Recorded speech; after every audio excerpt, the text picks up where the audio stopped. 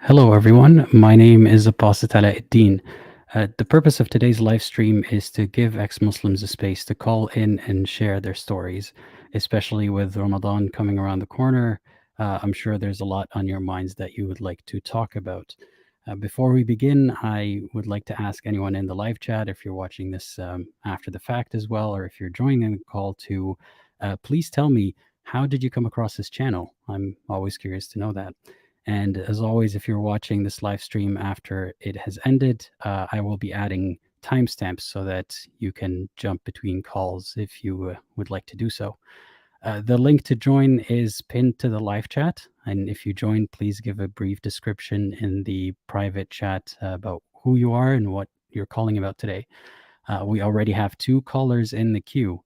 So if we are all ready, I'm going to be adding stars. In 3, 2, 1. Hey, how's it going? Can you hear me? Hiya, can you hear me? Yes, I can hear you just fine. Okay, can you hear me? Yes. Okay, great, because I think my internet's a bit spotty right now. It seems to be okay on my end so far. Oh, there might be a delay.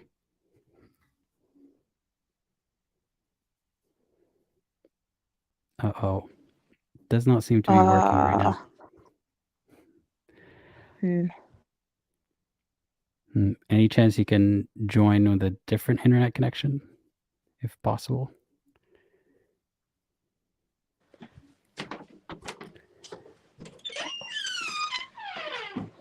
All right, let's pause your microphone for a second. And yeah, just a reminder, by Kat, who's watching right now, make sure to like and subscribe. I don't think anyone's going to come to your house if you don't, but you never know. What was that experiment? That thought experiment? Whose wager? Pascal's wager. Yeah. Hey, are you back, Stars? Hey, can you hear me? Yeah, I can hear you now. Yeah, I'm standing in the kitchen by the window, so hopefully this should be better. Yeah, it seems to be working better now. Okay, so I came on today to share the story of someone who cannot share their own right now. I've been in contact with this girl since yesterday after I came across one of her posts, where she explained that she is trapped in Jordan at the moment after having been taken from the UK under false pretenses by her family. So far, she has been there for about 4 months, and I have started a police investigation on her behalf by contacting the authorities over here and trying to do what I can on my end. And I asked her, this YouTuber is going live tonight, and with permission, I would like to share your story with him and anyone who is watching. I think she is actually watching the live. I don't know whether she is able to actually comment, but she asked for a link to it. So,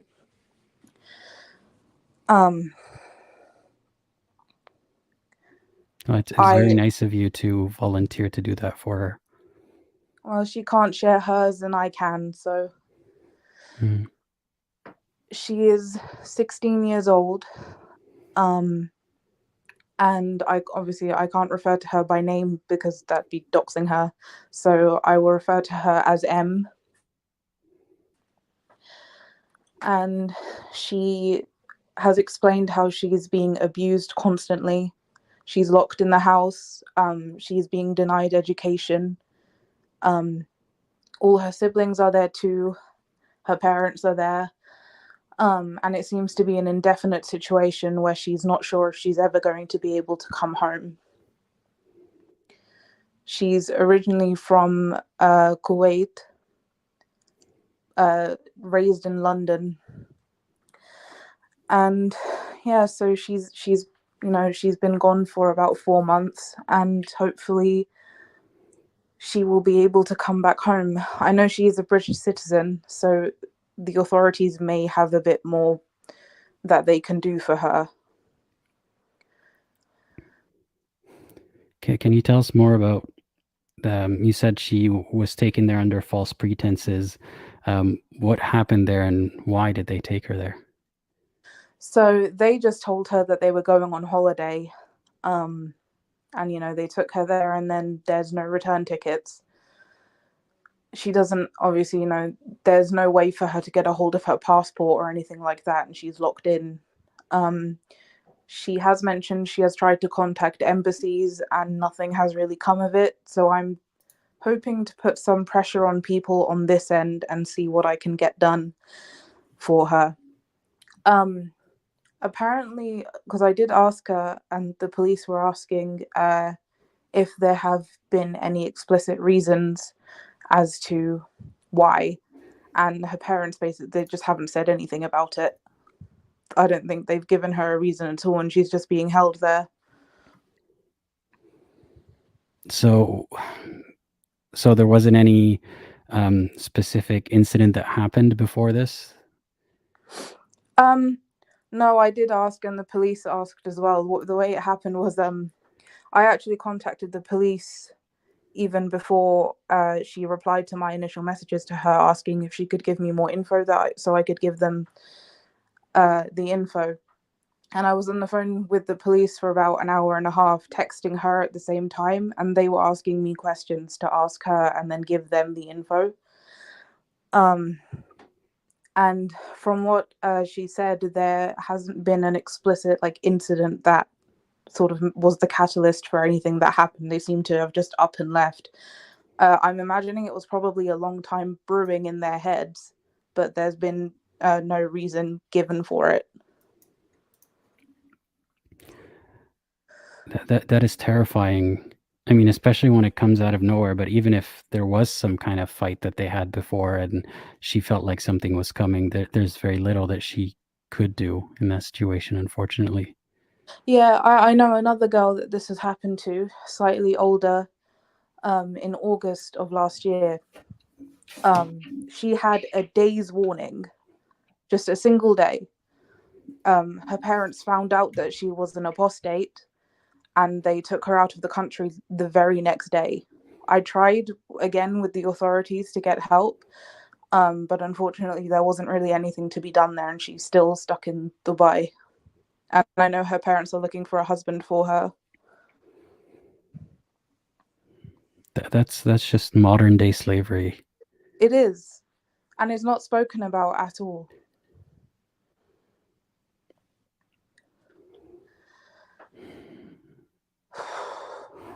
She also, the girl M, asked me to share her Twitter handle, if that's okay. Yeah, that's okay with me. So her Twitter handle is at helpfreeme1. All right. Is that correct? Yes.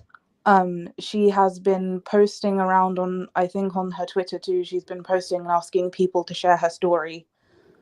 So there is more awareness around this, and hopefully with that, there will be more pressure on the embassies and people like that who can do something for her to help bring her home. I've seen a couple of comments so far mentioning these organizations. I'm just curious if you are aware of them. CEMB or Black Sisters of Southall. I'll message her and give them to her, and hopefully they can help her out.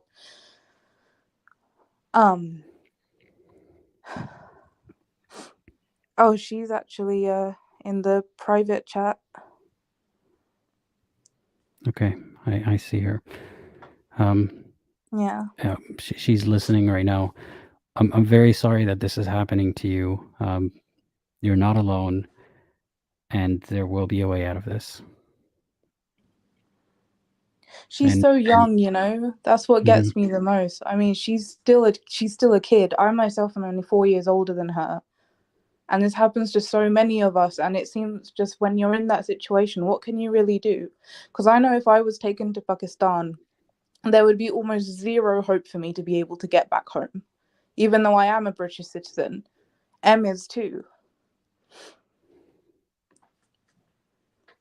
if you're locked in the house and you don't have any of your documents and you have like almost zero way to contact anybody from the outside world, what do you do? I'm glad that she's still able to contact someone, and please be careful and do not get caught with your phone. Don't leave any trace of anything. Yeah, please cover your traces very well.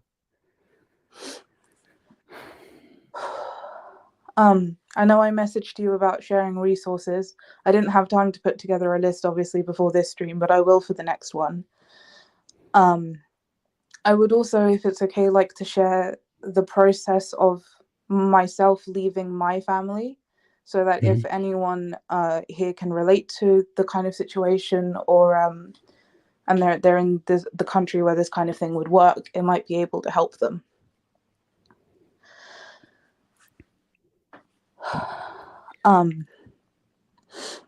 So it was the night of the 7th of March in 2021, and I'd been listening to my mother and my sister talk all day about what a failure I am and how I'm never going to amount to anything.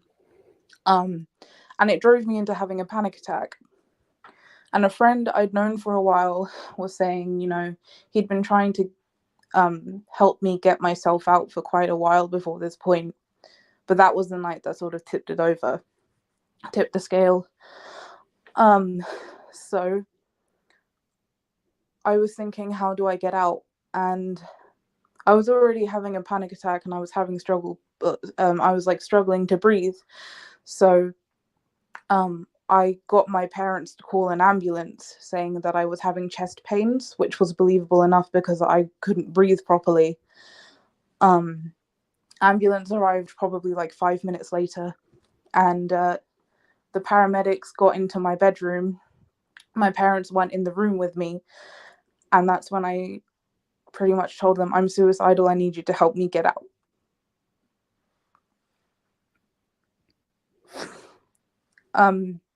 So they looked at each other and they closed the door, and that's when I spilled just everything.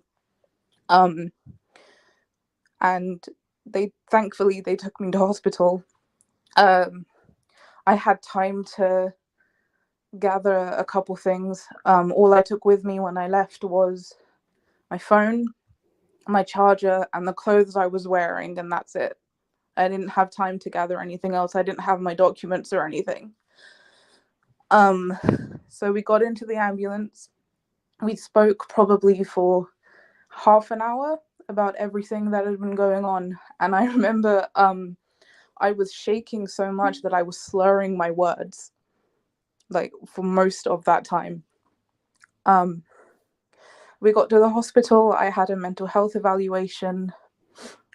They did try to kick me out of the hospital pretty soon afterwards, when it was established that there was nothing physically wrong with me. But I pushed to stay there, and they called social services for me. The police were also called, and the police, the same night I got there, so early hours of the 8th of March, they came to speak with me. They spoke with me for a couple hours. They took a statement and filed it. Social services found a women's refuge for me within about 5 days. I think I left on the 5th morning. And the hospital were great. I mean, the head nurse was trying to get me kicked out of the private room in the hospital in general, because they gave me a private room in the A&E. And they stationed security outside of it 24/7, just in case my family tried to show up, which they did. And security had to sort of chase them off. And there was a nurse who was supposed to be in there with me 24/7. And she was supposed to sit next to basically what was a panic button that she could press, and it would immediately summon security if anyone got in that wasn't supposed to be in there. So yeah, on the 5th morning, the nurses bought me a bunch of toiletries out of their own pocket. They bought me a prepaid SIM card. And either social services or the hospital paid for a taxi to take me a significant amount of distance away to the women's refuge, where I stayed for 2 months. And that's how I got out. And if anyone who is in a country where this kind of thing would work needs it and tries it, I really hope that you get out and you get where you need to be.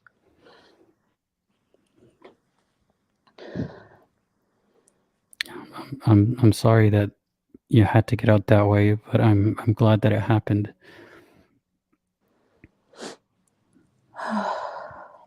I'm glad too, and I celebrated 2 years last week.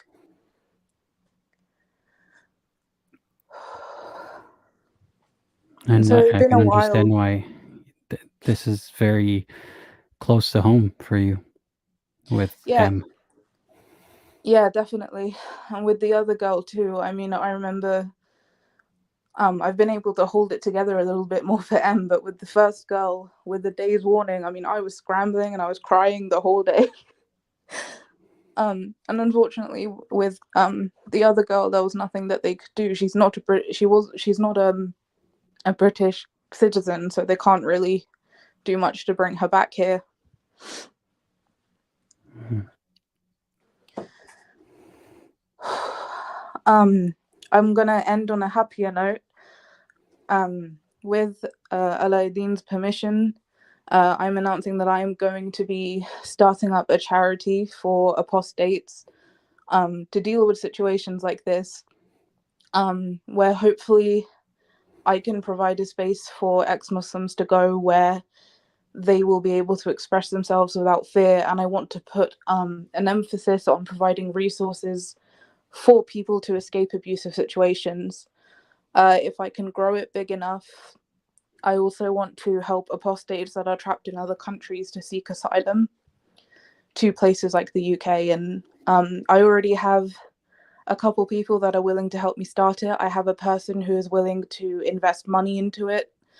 So here's hoping that it goes well when I get it started. If there's any way I can help, I've always wanted to do something like that, but I've never actually gone ahead and done it. So I'm very proud of you for taking initiative. And yeah, if you'd like me to promote it, please let me know. Oh, definitely. I'll message you when I get it up and running and see what we can do together for it. Mm. I will make way for the next caller now. So thank you for letting me come on and share M's story and mine. And I'm proud of you of not only getting out of there, but helping other girls and women in that situation. And I hope you're as proud of yourself as we all are of you. Thank you. That means a lot. Keep doing what you're doing. What you're doing is also so important for people like us. Okay, I'll be in the chat. So goodbye, and I'll log on to my laptop now. Sure. Well, thank you again for calling. Thank you. Bye. Bye-bye.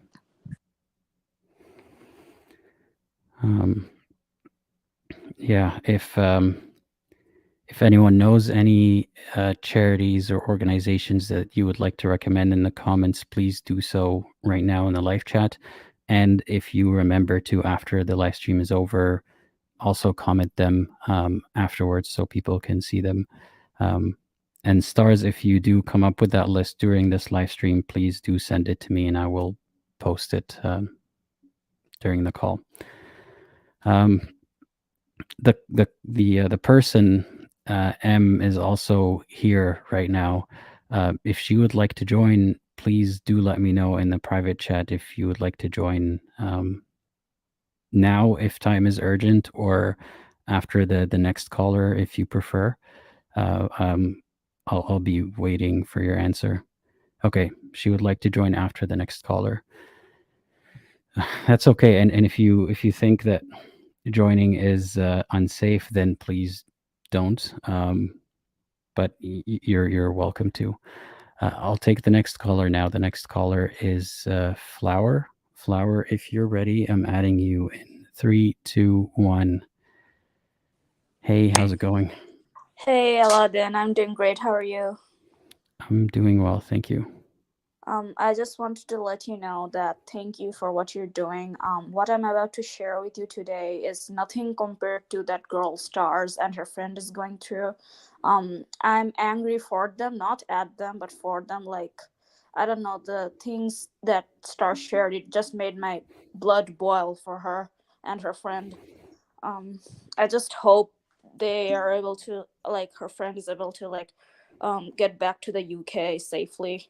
Um, well, so I wanted to share a story about a friend of mine whom I unintentionally tried to. I mean, it wasn't my intention at all, but due to having some fights with her, she turned into an ex-Muslim, and I didn't even see that coming. So it happened last Ramadan. I remember that was my first year being an ex-Muslim. So I just remember like going through Messenger, and then she decided to come and say hi. And then she will asked me that whether I'm like fasting or not, and I said no, I'm not. I don't fast anymore. And then she asked me, why, are you sick or something? She said, I told her that no, I just I'm not a follower of Islam anymore. And then she was like, but how's that even possible? Why would you do such a thing? And I told her that, look, buddy, I don't want to talk about it. The last time I talked to Muslims about this, they attacked me in ways that you won't even imagine. So I definitely don't want to have that conversation with a friend of mine. And she said that, oh well, you can tell me. I just want to know why you thought it's okay to live Islam. I'm not gonna attack you or anything. And then I told her like that Muhammad did this and that with a 9-year-old, and then other stuff, other inconsistent stuff in Islam. And then in a second, she like switched from like being this nice kind girl to this I guess a typical Dawa member Dawa gang member you see on YouTube. And then she started attacking me. And then she also said that, oh, why are you acting like a victim? You're not you're claiming that I'm attacking you, but you're the one who's ignorant, you're the one who has gone astray, and all that kind of nasty stuff. And then I showed her like hadiths. Um I even gave the like the Quran verses with I guess the references Bukhari and Muslims. And then she asked me that, well, just does that mean just because the Prophet married a 9-year-old and consummated with a 9-year-old, does it make his other wife stupid as well? And then I told her that no, that doesn't make her stupid, that doesn't make Aisha or the other women stupid. It's just that they didn't have a choice, they were forced to marry him or like live as sex slaves. So that definitely, there, if anything, Aisha and the other women were probably smarter than Muhammad was. It's just that they didn't have any power to defend themselves. And then she went and on about how it was normal back then, and how it's not how like rules today doesn't apply back then. And then I told her that if that's the case, then why are we following Islam in the first place? And then she it was like a back and forth, like a really horrible exchange between us. She said some pretty nasty things to me, I said pretty nasty things to her. I remember like losing my composure and telling her that, well, don't complain if your dad or your mom marries you off to a guy twice your age, that then marries you off to a grandpa. Don't come for me then if something like that happened. And then she was like, my parents would never do that, and if anything, you're the one who's astray, and you're the one who's gonna burn in hell. I mean, and I'm just trying to save you. And I told her that I don't need your saving. If you really care about me, then the thing you can do is that mind your own business, go on your ways. Otherwise we can decide not to contact each other anymore. And then she was like, fine, I won't say anything to you. And then a couple months passed by, and then I noticed that she was trying to talk to me again, but I was pretty angry at her even at that point. And then I also noticed that some of the mean things that she sent me, she deleted them. I was like, what the hell's going on? And then she told me that how sorry she is. And then after I told her all that stuff, she actually went on like, I think it was called sunnah.com. I think that's the website where it's like an authentic Islamic website. And then she went there and found those hadiths, and and the explanations of the hadith. And then she also found Apostate Prophet, and then I don't know if she watches your videos, but she definitely watched Apostate Prophet. And then I guess that was like the first time she actually started seeing things from the perspective of an ex-Muslim. And then she said that, I'm so sorry that I said those stuff to you. I never realized that how disgusting Islam was. I didn't read hadith as much as you did, so I'm so sorry for attacking you that way. And then it was like a surprise to me, because I definitely like had no intention to like for her to leave Islam in any way possible. I just wanted to live my life, and I wanted her to believe whatever the hell she wants. I don't even care like about her faith or lack thereof. And then it was like, I don't know, it was a pretty good experience at the end, and I was happy that she's now finally free from the shackles of Islam.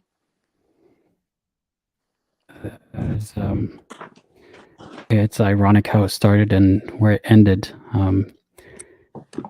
That's why I tell people, like, well, what I do here is not a mission to, I don't know, deconvert or convert as many people out of Islam as possible. I don't think you can force or fight someone into changing their beliefs. But I guess in your case, her exposure to these things that you mentioned was maybe the first time that she actually came across it, and that was the catalyst, or what started the rest of her search into it. So I'm glad it worked out that way. I'm glad that she apologized to you. Yeah, but I'm kind of scared for her as well, like, because she's from a really broken family. Her dad actually was supposed to take her to the United States so she could study and actually live a better life. But what he did was that he ran away to Minnesota, I think, and then married his ex-girlfriend. So now he has a second wife, and then her dreams are totally shattered. And then she also has like some physical disabilities, like her jaws are misaligned. Her dad usually like took pictures of her, and then you know how like some people go to GoFundMe and pretend that they have cancer, and then like steal money from other people. Her dad basically used her disease to like scam people, and then use that money to run away from Bangladesh to the United States. And even though it was he was the one who promised her that, hey, I'm gonna take you to the United States, and then you're gonna study in a university there. I feel like that her life is not completely shattered. She still has the opportunities, just that she might have to like go through even more hurdles. And and she also isn't allowed to dress the way I am able to. Like, she's always has to wear a hijab, and she's not even allowed to wear jeans, which like cover your legs and everything. Like, that's how bad things are for her. And I feel for her, like, she didn't even realize that she was being oppressed.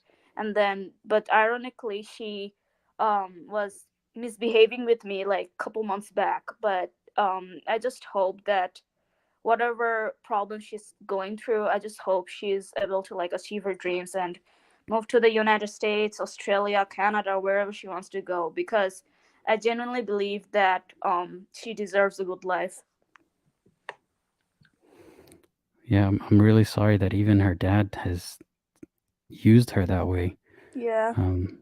But he's not near her now, so hopefully that's, that has an upside. Or the glass half full of that is that at least she's not around him, even though he scammed her.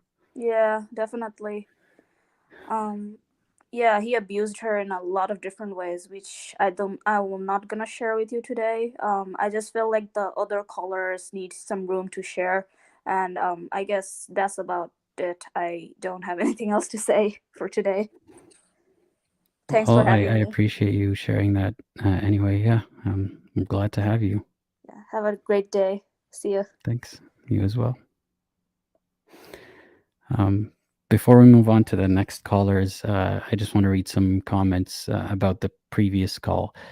So in the previous call, it was about a girl who unfortunately was tricked by her family to go to another country than where she lives, and she's stuck there. And some people were sharing their stories about that. Khadija says, I hate hearing stories like these. I always tell women never to go back no matter what. I suspect my family had tried to do this with me. They threw away my passport and claimed it was lost. Thankfully, I just went out and got another passport and made it instead of falling for a fake information that I have to go to Pakistan to get a passport.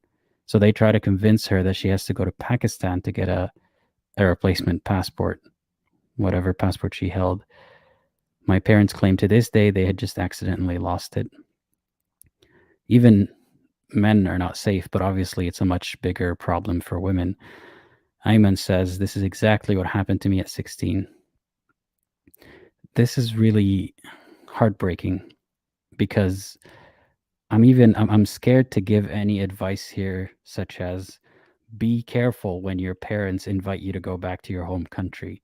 So you've got someone who is, whether they're 16, 20, whatever it may be, 25 even, they're in a country that's not the country where their ethnic background is from. They might already feel out of place in that country. And now we're asking them to be vigilant against their own family members because they might trap them in a country where they have no rights.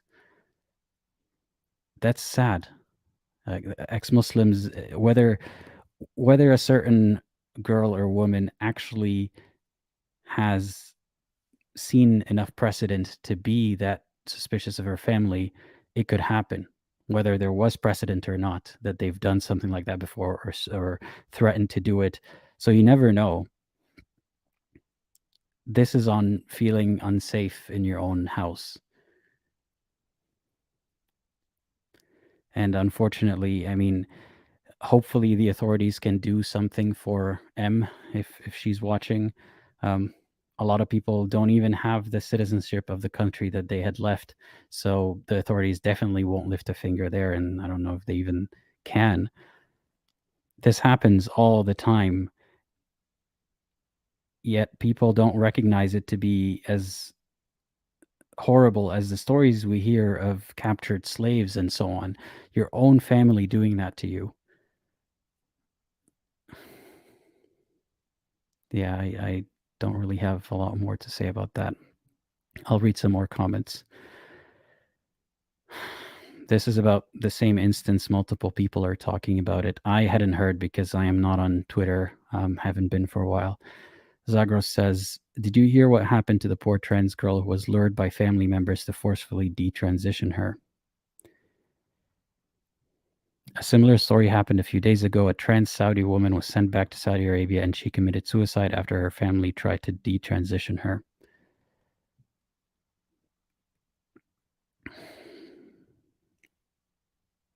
Yeah, I'm thankful for people who are trying to make a noise about it and trying to stop future incidents like these from happening. And I will try to help the first caller if I can with her organization.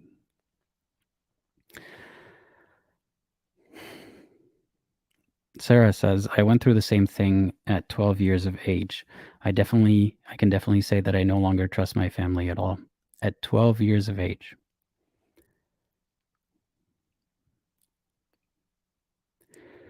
And people might chime in and say, well, this is not real Islam. Allah doesn't say do this. The Quran doesn't say you do this. You're still missing the point. When you believe in fantastical tales, when you believe in such unseen, crazy claims, and I'm sorry to use that word, I never do, but claims of scenarios like a father almost beheading his son because Allah told him to, and you think there's virtue in that, it's not that far-fetched to think that locking your girl in to save her from hellfire and the influence of the West or whatever it may be, it's not that far-fetched compared to the stories that everyday Muslims acknowledge are good. This is why I make animations to illustrate the ridiculousness of some of these stories of the prophets. It's not just about the violence. It's not just about slavery. It's about what you accept as a good lesson. And when God tells you that it's okay to kill your son, if you're a prophet, to prove your love to him, is that less crazy than locking your daughter in and forcing her to get married to a good Muslim man? No, it's not less crazy. It's more crazy. So I don't give a crap if someone says this is not real Islam and Muhammad never did this. You're missing the point of how it's in the same ballpark and there's worse precedent set already by the religion.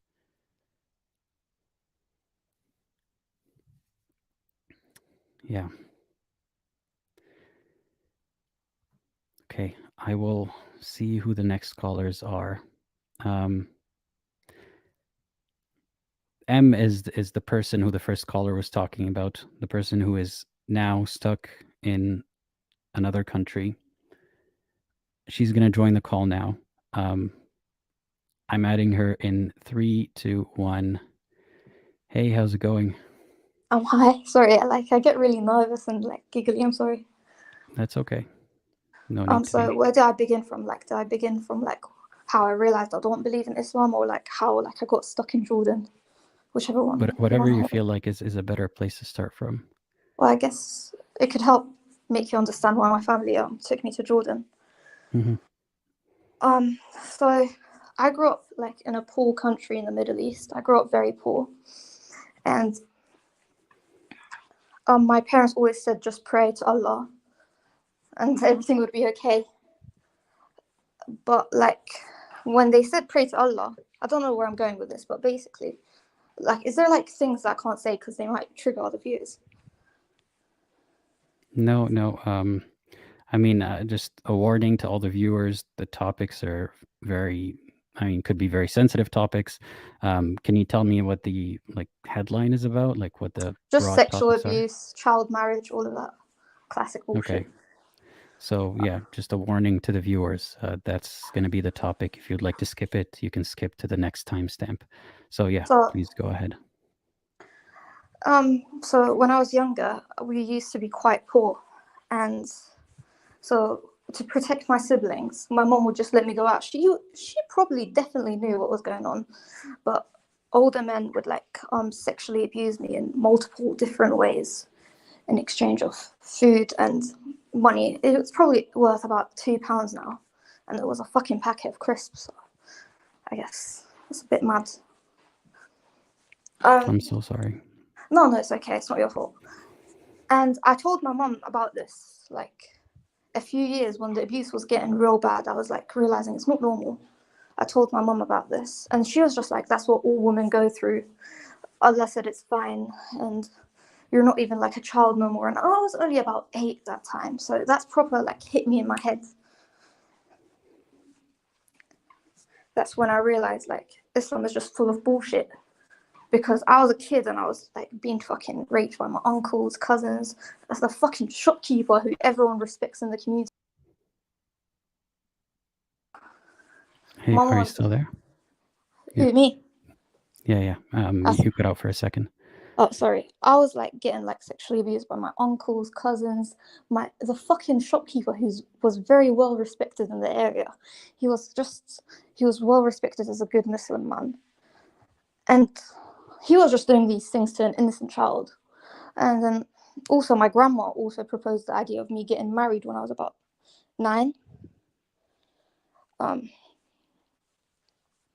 She was like, I don't want to die before I see her get married. She's old enough, all of that bullshit. And I was like, what the actual fuck? I mean, I didn't say that because I didn't really know what the actual fuck was a word, and I didn't speak English at that time. But yeah, that's also like when I realized Islam was bullshit, because if Allah was real, he would not have let me suffer through any of this. And even when I would point this out to my mom, she would be like, oh, those are the sins of your father that you're being punished for. Like, what the actual fuck? You know what I mean? And then it just got worse as I got older. So like, I don't want to sound like I'm some arrogant dickhead, but like as I grew older, like I guess I'm what people would think is attractive. So when I would go out, my mom would drag me back home and start like swearing at me, saying I'm a disgusting whore and that I'm literally just made as a test for men to see. Like, I don't know, I'm not explaining this very well, I'm sorry. I'm just quite nervous. No, you're making sense. I'm sorry I'm sorry that this happened to you, and I'm sorry to say that like it's not even it's not even that far-fetched. Like I've heard these stories before, and it's so upsetting, and I'm really, really sorry that your mother said these things to you. No, I understand that, like, when I came to the UK and like I started getting therapy, because I can't lie, like as soon as I came to the UK, I clocked my childhood wasn't normal, because I grew up with my mom telling me birthday cakes were only a thing in cartoon. And then I went to the UK, and I remember in primary school, there was a kid having a birthday cake, and that's just when I clocked my childhood wasn't normal. Like none of these kids had to like fucking suck off their cousin for a packet of crisps. You know what I mean? So that's just when I realized, like, also my childhood wasn't normal, and that just confirmed my beliefs, I guess. You know what I mean? Yeah. No, Yeah. I'm really sorry that your mother's reaction to you telling her about this was just that, well, you're a grown woman now. Yeah, At and the even age when I of was a 8, kid, and she just said that's just a normal thing. Men can't resist their temptations. Like, it was fucking weird, bro. And what else happened? Yeah, and then I just grew older. I was just getting abused by my mum and dad because I guess I was a fucking jinn, apparently. And they now, told you that because you're a jinn? apparently I was at some point, because I didn't act like normal. But that's just because I have autism, so I'm not very good with people and communication.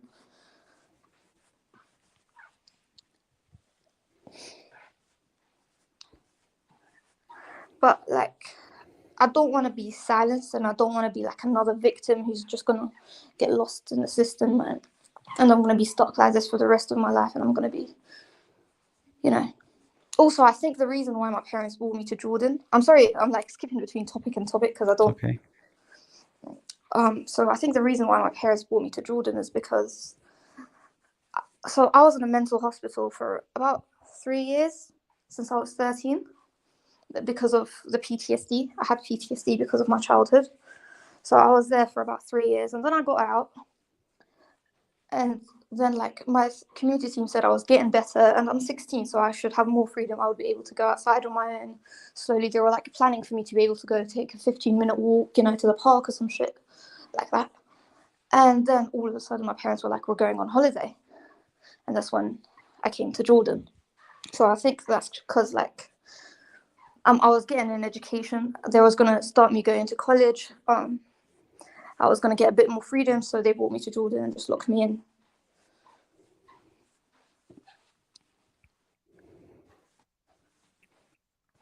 Are you physically safe now? What do you mean by physically safe? Like I'm not getting sexually abused no more, but I'm getting physically, but that's all right. It's okay. It's not okay, but I understand where you're coming from. Yeah. Like it doesn't really hurt anymore.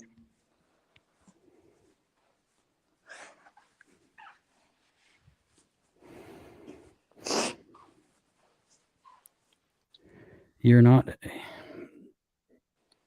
whether it's autism or whether it's however you're reacting to this horrible environment that you're in, none of this makes you wrong or jinn possessed or any other silly description that they would have. Honestly, like when I came on the internet and explained my story to people, I was really shocked that people actually were like, oh my god, this is too bizarre to be real. I generally thought this was just like a casual little family problem. So like it actually like proper like messed up with my head when people were like, oh my god, this is a horrible situation, because you know what I mean. Yeah, I know. I've had some experiences in my life that, looking back at them, I think no people who didn't go through those experiences, or I mean, I don't want to use the term normal people, but people who didn't suffer these experiences are not used to this kind of thing. Yeah, I am the outlier here. Yeah. But it's hard to see when you're not exposed to other people's lives, when your life is all you know.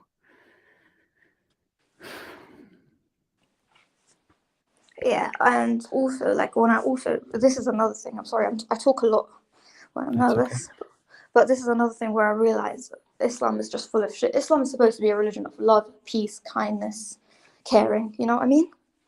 I came to Jordan, contacted Family Protection Services after like a couple of weeks when I realized what's going on, because I was like, Mom, Dad, we were like only supposed to be here for a week, and also why am I not allowed to go outside? Where's my therapy gone? Why aren't I allowed to contact my therapist? I contacted Family Protection Services, and no, it wasn't a couple of weeks when I came in. It was after like a month or so, to be honest. But I contacted them, and then they came over and then explained my story. I started like having a flashback because they took me to the fucking police station. They were like, okay, you know, Sharia doctor. What is it called in English? A Sharia doctor. These words should never go together. But like some kind of like sheikh who is supposed to know shit about religion. Yeah, so they were like, we need to take you there to check if you're a virgin and like check. I told them like I'm not a virgin. I've been like raped and all of that. And they were like, okay, but when was the last time? And they kept on like asking me to say in graphic details. I was like, That's social services? Yeah, that's social services in Jordan. And like they kept on saying, oh, I was like, the last time was 8 months ago. I have no symptoms no more. Please leave me alone. And then like when I was sat there waiting for them to do something, the literal lady was just talking about how she hits her kids and like I'm just being a dramatic white bitch.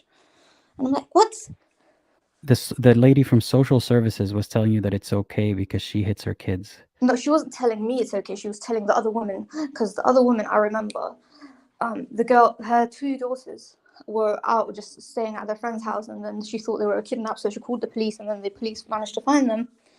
And so she was just talking about how she should start slapping her kids and she should just discipline them more, like it's okay hitting your kids and stuff like that. And then like I got really triggered. Yeah. No, sorry, go ahead. No, you can say what you want to say. No, I was just going to say, like, just to paint a picture for those who are not in the know, Child Protective Services are talking about how this is all dramatic and they themselves discipline their kids, by beating them. That's the normal in that part of the world. Mm-hmm. So, whilst I was there, I got really triggered because she kept like saying, "Describe your abuse in like details." I was like, "This situation is not related to my sexual abuse." I was like, I felt like she was gonna go home and jerk off about it. I'll be so real with you, because she kept on asking me to describe it in detail. But like, I was like, this situation is not related to it. So I got really triggered and like, I started having a flashback. I started crying. So I got really upset and I hit my head against the wall. So then she started hitting me. I have a picture of the bruises on my wrists. And then she grabbed me in a car, used fucking seatbelts to tie me up. She used seatbelts to tie me up. And put me in the car, and she kept just slapping me. Like there was another lady and she was asking if I'm okay. She was just like, ignore her, don't chat to her. And she just kept on hitting me by my head and pulling my hair and just slapping my forehead, my face. And she was like, and then I got dragged to a mental hospital. And then the doctor was like, I literally told the doctor, I'm going to kill myself if you let my dad take me home. 5 minutes later, my dad took me home. So that's about it.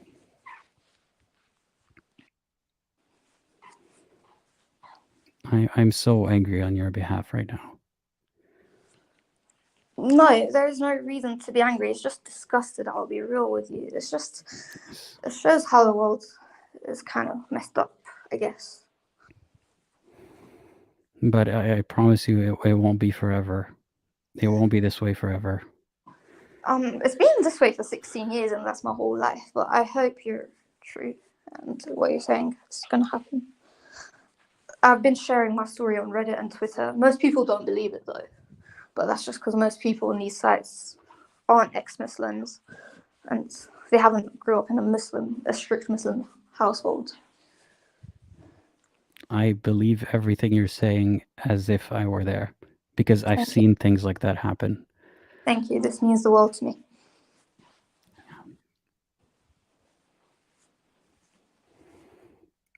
And I'm really glad that you're, first of all, I'm very proud of you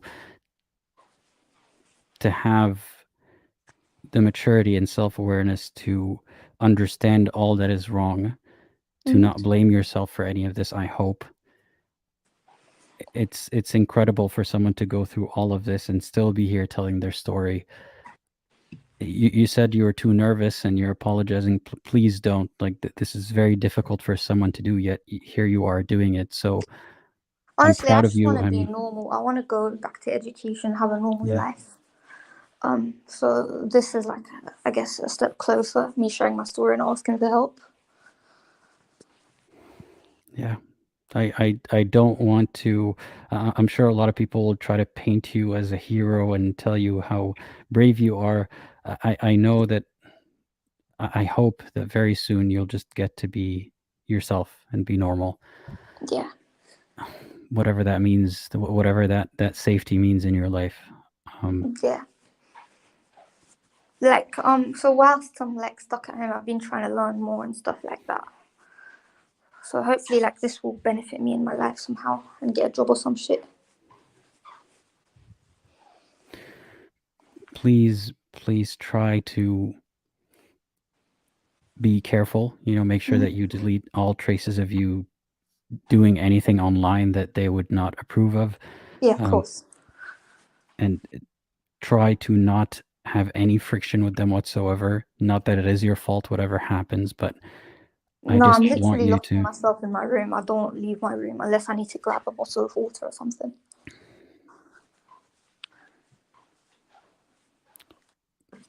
Well, we're thinking about you, and I really hope that Stars is able to get the authorities to help you out.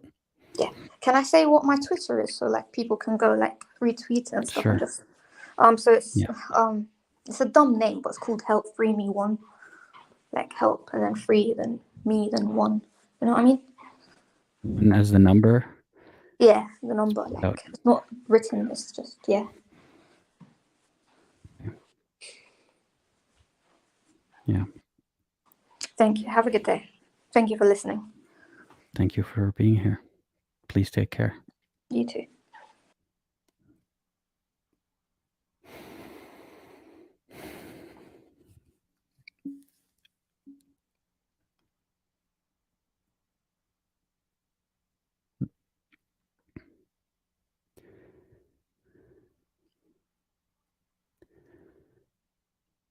I'm very angry on behalf of the caller for not only everything that she went through, but all the adults around her who either did it or enabled it or think it's normal. For a woman, not just a man, but a woman who's supposed to be a protector, and I'm not talking about her mother, a woman from Child Protective Services to say that this is all too dramatic, that beating children is fine. Where do you think that comes from? Who says that beating anybody is fine? And forget the shitty, silly arguments of what about self-defense? In Islam, you're allowed to beat your children. If you're a Sunni Muslim, at least you're supposed to believe that. You're allowed to beat your children for not praying, according to the Hadith. According to the Quran, you can beat your wife for fearing her disobedience.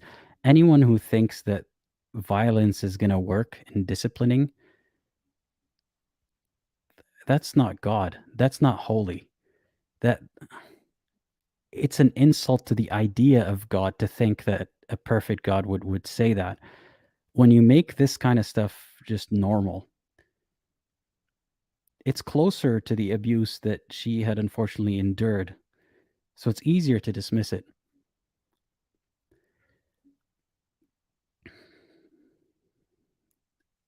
Yeah, this is too close to home.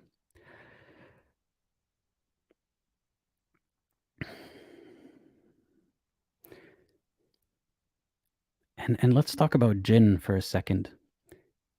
I have seen so-called exorcisms because people believed that what the victim was going through was a jinn possession.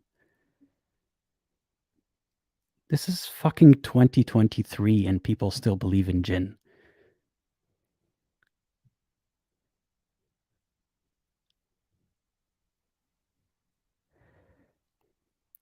It's jinn and shaitan and these concepts are scapegoats. They're scapegoats. Like I talk about it in these religious stories all the time.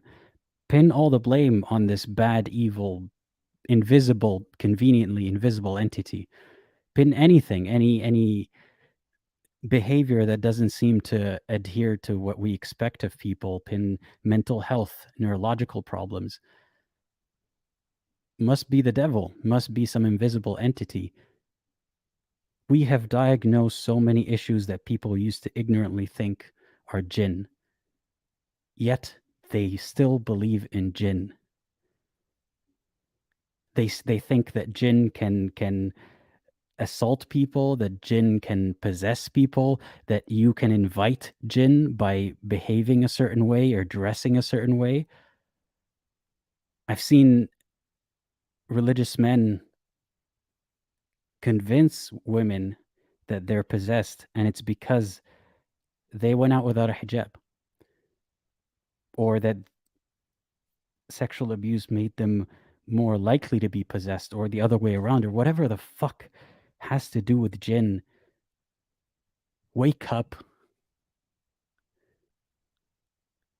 We live in reality here. I don't oppose beliefs about the unseen if it's about stuff that won't harm you. Sure, you'll get reincarnated after you die till your soul finds, I don't know, peace. Sure, how's that going to hurt anybody? As long as nobody's going to kill themselves to get reincarnated, that's fine. Or everyone's going to meet in heaven, we're all going to have a great big party, that's fine. But hell and jinn and beating someone to make sure that they don't end up in hell or take you to hell, or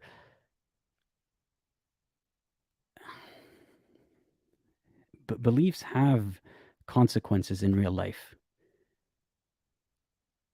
And the longer we pretend like it's some kind of untouchable topic, the longer that we pretend that it's a beautiful part of cultures, the more that people suffer in silence. This is a disgrace. This is not that Jordanians, personally have anything to do with it, but any Jordanian hearing the story should be embarrassed that in the country where they live, child protective services are themselves abusive. Muslims should be embarrassed, not because the caller has been abused by Muslims, but because religion is closer to these abusers than it is to reason.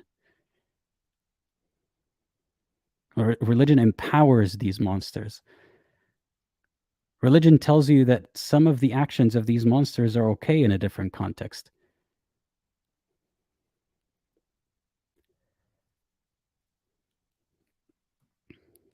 I'm really angry, and I'm sorry again for what the caller went through, and I hope that she and everyone else in that situation, and less dire situation and more dire situation, can get recognition and help.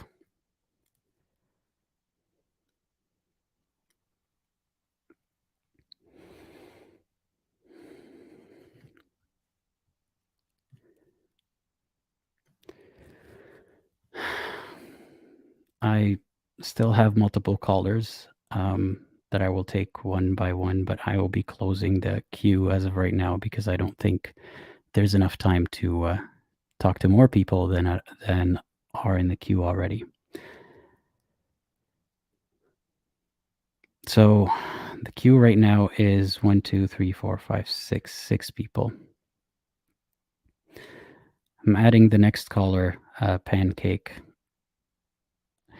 Sorry, I forgot. There's some chats that I have pinned that I would like to read. Thank you, Paul. Paul had gifted a bunch of people memberships to the channel. I appreciate that. Thank you for this. I'm sorry, I have to pause reading some of the super chats for now. I feel like I need to get to the next caller first. So the next caller is Pancake. No need to be nervous or worried.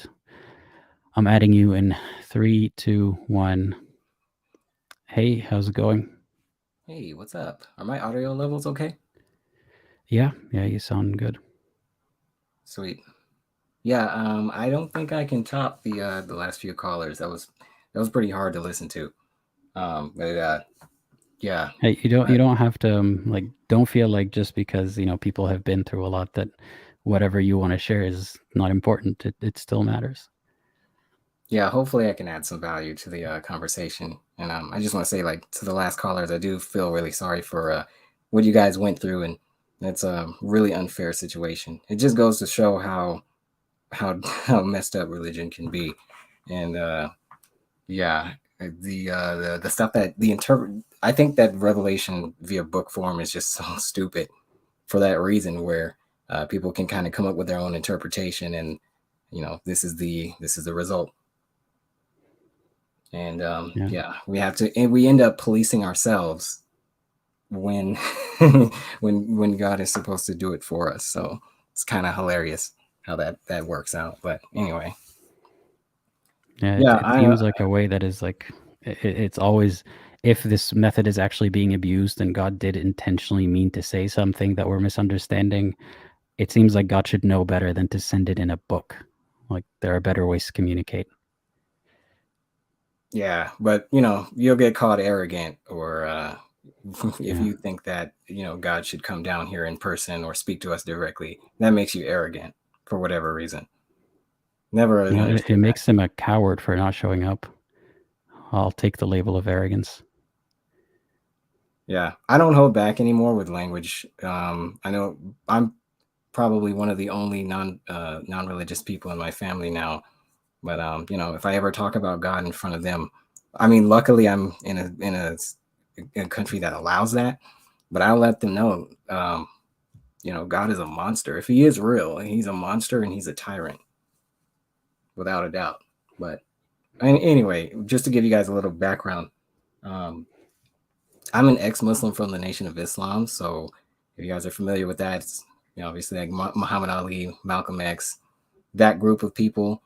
But they're still based on, like, their whole organization is still based on like the Quran. It's just they have a few different belief systems. And I read online that a lot of those belief systems will put you in kind of a different category where you're not, where a lot of Sunni Muslims will say that you're not you're not a real Muslim, But yeah, yikes, where do I start? I wrote a few points down. I guess to give a little more context, the Nation of Islam, they believe that white people are the devil incarnate. They think that UFOs exist. They think that a man named Fard Muhammad was a messiah, and that Elijah Muhammad and Farrakhan are messengers, which, you can't believe in any messengers after Muhammad according to Sunni Muslims. So those are like I think those are like the big differences between the two groups. But I used to read sorry to interrupt. That detail is ironic that they think white people are the devil, because a lot of prophets are described to be very pale. Yeah. Yeah. Yeah, and I think even Prophet Muhammad was Caucasian, if I'm not misunderstanding. I mean, Arabs are technically Caucasians, I think. So maybe, but I know that paleness is glorified a lot in Islam, so that's interesting. Yeah, I find that interesting too, because in my experience, people are people. It doesn't really matter where you're born, it just matters how you're raised. And this whole idea of a particular race being devils or having this like propensity towards evil is just totally ridiculous. Some of the people that I've met in my life were not white, and they were the worst people that I've ever met in my entire life. And if you guys, if you know me, I'm the type of person that it takes a lot to really piss me off. But two of the worst people that I've ever met, like, yeah, they piss me off, and I don't wish them any good, to be honest. But it's funny that they weren't, you know, they weren't white. So, you know, just kind of puts that whole ideology to shame, in my opinion. It's Yeah. it seems very difficult. You know, if I were to think as a Muslim or a non-Muslim from the outside, it seems almost ridiculous that the Nation of Islam exists. You know, that it seems so obviously ridiculous, but obviously when you're in it, it may not look that ridiculous like every other belief system. Yeah, yeah, because I mean, you know, I guess it's not too surprising, right? I can't remember which religion it was, but it was one where they had people drink Kool-Aid and end up like killing themselves because they thought they were gonna go somewhere after death. So I guess it's, you know, it sucks. It sucks how gullible human beings are, to be honest. Yeah. But yeah, I was doing some or I guess I should talk about how like I became an atheist. I think the main thing for me was I remember one night things were really bad in my life, and I was really sad, and it just decided I would just start praying right then and there, and see if things would change. And I got on my knees and I tried saying a prayer, and I don't know, things just didn't really change after that, and I started to catch on and see that, you know, religion is it's pretty bullshit, you know, like it just didn't make sense. It doesn't make sense for people to go through really difficult situations, and the argument that it builds character doesn't really work for me, because there are so many ways to build character without traumatizing a person. And yeah, I just didn't understand that. So, you know, when you put things to the test and you actually pray and you see that God doesn't, he's not there to help you, I mean, that's a big red flag. And, you know, beyond that, it sparked my curiosity, like, well, maybe I should go online, see, like, what am I doing wrong?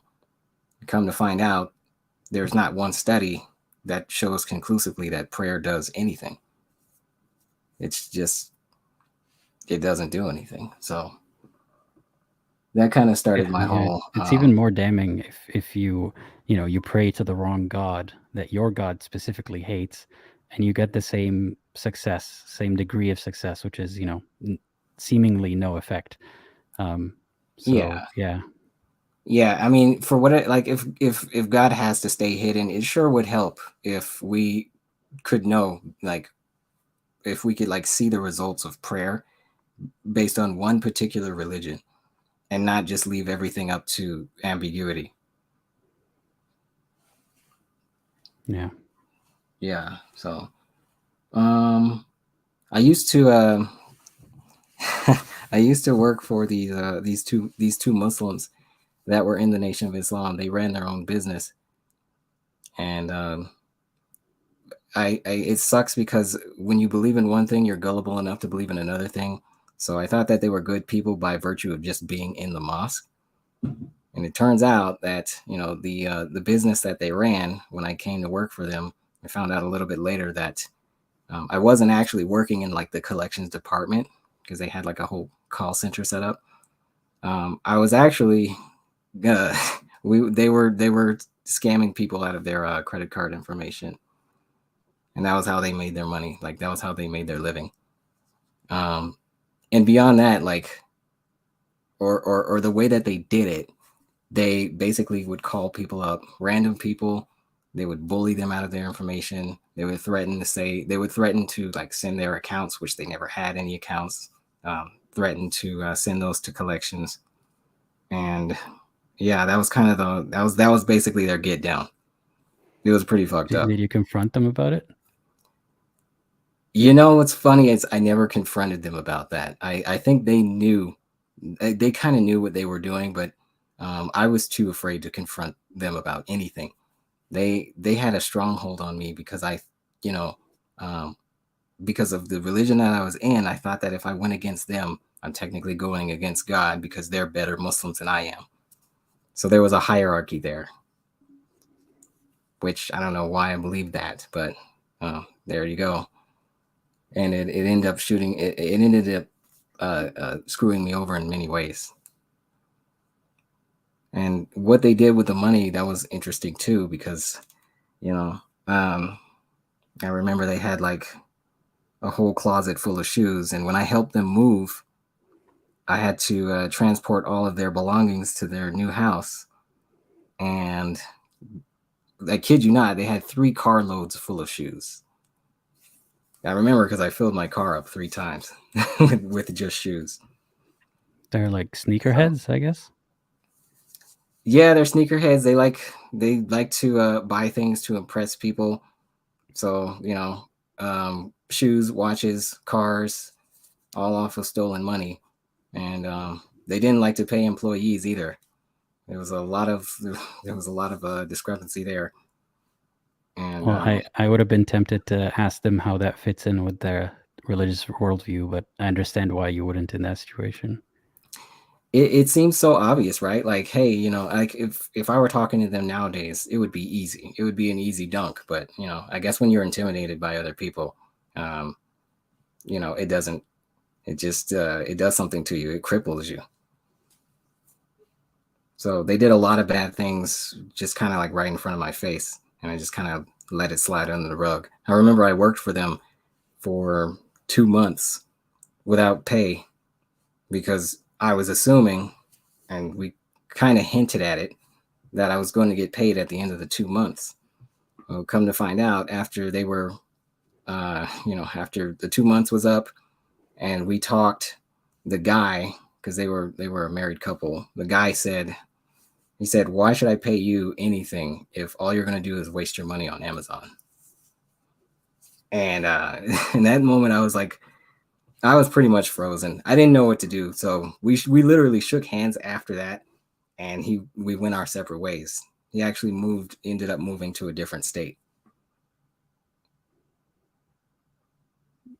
Well, so, this comment caught my attention, and I'm wondering if I can ask you about it. Yaqub, the black scientist that created white people, is that a thing that you've heard about in Nation of Islam? That is a real thing. They are still teaching that to this day. If you ever tune into their lectures, they might hint at it, but yeah, they still believe in that. Wait, can you tell me what that is? Because I've never heard of it. The story is basically about in the Nation of Islam, they claim that a scientist, I think 60,000 years ago, hang on, I might have 2 stories confused.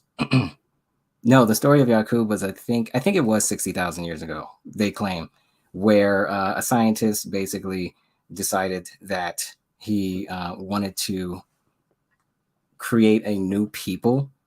And so he took a group of black people and he left where he was to a different land. I think it was like the island of Pilan or something like that.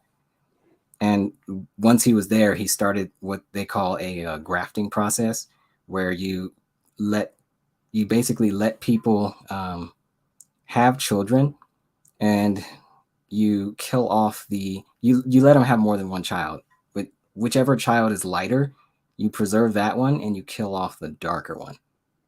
And isn't that like selective breeding or whatever, and like with crops? It basically is. Yeah, it's basically selective breeding. They call it grafting. I don't know why, but you're right. It's just selective breeding. So you basically you keep doing that until you get a human being who's pale and has blue eyes. In 60,000 years, somehow from black people, that scientist started, and then he selectively bred white people out of it, is what they believe. Yeah. And so that's why they believe that white people are the devil incarnate, because I guess the process of getting there was basically you killing darker skinned people, which I don't know how selective breeding would, like, you know, I don't, it doesn't make any sense. There's just too many loose ends. I would love to question a person who believes in, or more likely, like, who preaches that kind of thing. Because I have so many questions. Because even if you humor them, okay, sure, say that happened. What's like? Why is the burden on the white people born today? Like, what did they do to be the devil's incarnate? They didn't do anything. You know, I asked the same question to one of my siblings, and I don't know, I just couldn't get it. I couldn't get through to him. Right? It doesn't make sense that if you're just born white, that you're a devil. That's just totally unfair. If anything, and like, please, nobody take this out of context, but if I were to take that story to be true, the bad person here is the black person who bred them that way, not the victims. Yeah, yeah, and in the Nation of Islam, they like to bring up slavery a lot too, where they're like, "Hey, this is wrong. You guys should pay us back for this." But you know, from what I hear, there were a lot of black people involved with the slave trade too. So, you know, it's just weird. I guess the idea that they're getting at is that there's evil in all of us, but what they believe is that white people are more evil because they're kind of a full manifestation of that evil that's inside of you. But grafting them out or selective breeding, that doesn't really eliminate whatever they claim is inside of everybody. Because yeah, there's a lot to it. And did you ever? You said you didn't really. You snapped out of it kind of when you tried praying, but did it occur to you back when you were a believer that these stories are, far-fetched or difficult to believe? You know, I was like my family. I took everything at face value. Back then, I wasn't really familiar with the scientific method. I wasn't familiar with like researching and what is a unfalsifiable claim. I didn't know anything about that stuff. So I just it was just one of those situations where you're born into it and you believe it. Yeah. Yeah, I don't want to ridicule people who believe that kind of thing because it sounds ridiculous to us as outsiders, but as an insider, it sounds very plausible if that's part of the truth that you learned as a child, Yeah, because it sucks that they mix a lot of truth in with falsehood, where they'll say like, "Well, have you ever seen a married white couple produce a black baby?" And then you're like, "Oh, well, shit, maybe they're right. Maybe there is some validity to it." But not knowing anything about biology or genes or anything like that, yeah, I can see a person falling for that. That's I mean, I guess a black couple can have a white baby if they're like albino, right? Yeah, and that was kind of their that's like their calling card, right? Where they say like, well, see, white people can come from us, but they can't get us from them. And yeah, it's basically there. If you ever listen to them, it's basically reverse racism and black superiority. I mean, which yeah, I can kind of racism. understand because like their whole religion was born out of kind of like somebody who was pissed off about slavery, basically. And I mean, that's putting it lightly. Someone or people who have struggled with slavery closer in history than you might have. So I see why they might have been even more desperate to believe in a tale that it's almost like the tales of the past, the fantastical myths of warriors fighting each other and gods and that kind of stuff. It's like telling the truth of what happened, but wrapped in a lot of falsehood. Yeah. Well, do you see the Nation of Islam like dying away as a religion these days, or not yet? I'm not really sure. They are pretty small.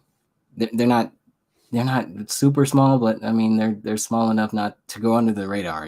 A lot of people that I talk to don't even know about the Nation of Islam at all, which is weird because Muhammad Ali and Malcolm X are very famous. But I don't know. All I can say is that I hope they die off, and I hope they die off quick as a religion, because I think they've done a lot more damage than good. They're not like the Black Panthers, because the Black Panthers, in my opinion, had something to offer, at least as far as like actual programs. But I think the Nation of Islam is very damaging. I actually have a family member who was introduced to Scientology through the Nation of Islam, and Farrakhan actually has brought up Dianetics and how it's like this something that some sort of science or technology that can heal us, like that can heal the mind. And my sibling who went through like Dianetics study courses or whatever and got audited, they ended up having an episode where they believe that one of our other family members was kidnapped, and they had this whole episode where they ended up breaking into someone's house because they thought that that's where they were kidnapped. And ever since that day, like, they haven't been the same. They don't come out of the house. They are not interested in working. They're not, but they're just like a shell of who they were. Mm-hmm. So that's one of the things that really bugs me about the Nation of Islam, because if you ever read the comments or on any of these videos, or if you ever listen to anybody who knows about Minister Farrakhan, they never have anything negative to say about him. And I always found that fascinating, because it just shows that a lot of us are not doing any research at all. Yeah. So I have family members who have, their whole lives are damaged. I would say my life is definitely ruined because I spent a lot of time and money in a religion that all I had to do was, or I should have done something different, right? I could have gone to school. I could have done anything different. But to sit there and believe in something that's not real and spend money in charity for something that's not real for years, it really pisses you off when you find out about it later on. Hey, I don't know if I'd say ruined, though. I mean, you don't sound like you're at the end of your life, I hope. Well, yeah, things are not terrible. They're not terrible, but there is much to be desired, I guess. I have a lot of regrets with kind of the whole situation, but I think moving forward, I'm in a pretty favorable condition, considering I'm one of the only ones to like break free from that. It could have been a lot worse. My mother was, she's still in it to this day, but she's been spending her whole life in service to this religion, where she did like fundraisers, donated in charity. She has like consistent attendance, all of these different things, and she has like nothing to show for it, which is crazy, because one of the things that's promised in the Nation of Islam, I remember Elijah Muhammad talking about it. He's like, hey, if you follow me, I'm going to make sure that you have good homes, money, friends in all walks of life. And I thought about that, and I'm like, wow, we don't have any of those things right now. Like yeah. So it's really frustrating. Yeah. I'm sorry that not only have you gone through it, but you're watching a lot of people that you care for going through that as well. Do you ever feel like you want to do something to snap them out of it? I really do, and I'm gonna try, but it's really hard, because a lot of the claims that they make are they're like unfalsifiable claims, and I can't really. It seems like I can't really get my siblings out of the religion by using logic. Like, hey, this story doesn't add up. Why do you believe in this if X is the reality and not what they say? So it's a tough battle. It's really uphill. We had a big conversation just yesterday, and I let my family know how I feel about all of it. We'll see what happens. I'm supposed to do like an information exchange with one of my siblings, the one that was that I talked about that was in Dianetics, and I'll see what I can find that kind of like will help him get out of it. But yeah. Yeah, I'm not suggesting that you always try to get them out of it or something, because you know your situation best, you know their situation best. But I was curious about how you feel about it, and if you are attempting to talk to them about it. But of course, like, you can't force someone out of it, even though you might think that it's the best thing for them is to, you know, force them out of that belief. And I'm sure you are aware of that. Yeah. Yeah, that makes sense. I remember when I first came out of it, things were not that great because when that initial stage of being an atheist where you realize like, oh shit, God is not there to protect me. And you start to feel like your life has significantly less value. That is a big thing to overcome, even for me. And I wasn't in it as long as they were. So, yeah, we'll see. It's like paying your entire life into a retirement fund and it just disappears. That is a really good analogy. Spot on, actually. I wonder where we could have been had we just done things differently. Well, But it's difficult to say, but I can promise you that it's not going to be productive to think about that at all, because you can't change the past, right? Yeah, all we can do is keep moving forward. I try to keep that in mind. I think things for me are a lot better than they were when I initially became an atheist because I kind of learned to accept that, and just accept reality for what it is, and not hold on to these ridiculous beliefs that like, you're gonna get rewarded in heaven. And what I hate about, and I shouldn't do this. I fight with Muslims a lot online. I really shouldn't. It's a waste of time. but every time I talk to them, it always leads to the test analogy where life is like, it's temporary. We're gonna, but it's here to like test us for something better. I hate that analogy so much. I don't want to waste your time because I could talk about that all day, but That's okay. Well, before you go, I want to ask you something about that. You said that you do this a lot where you argue with Muslims online. Do you know why? What motivates you to do that? I'm just genuinely interested. I'm fascinated to see things. I'm fascinated to see the way people think and the stuff that they believe in because I was there.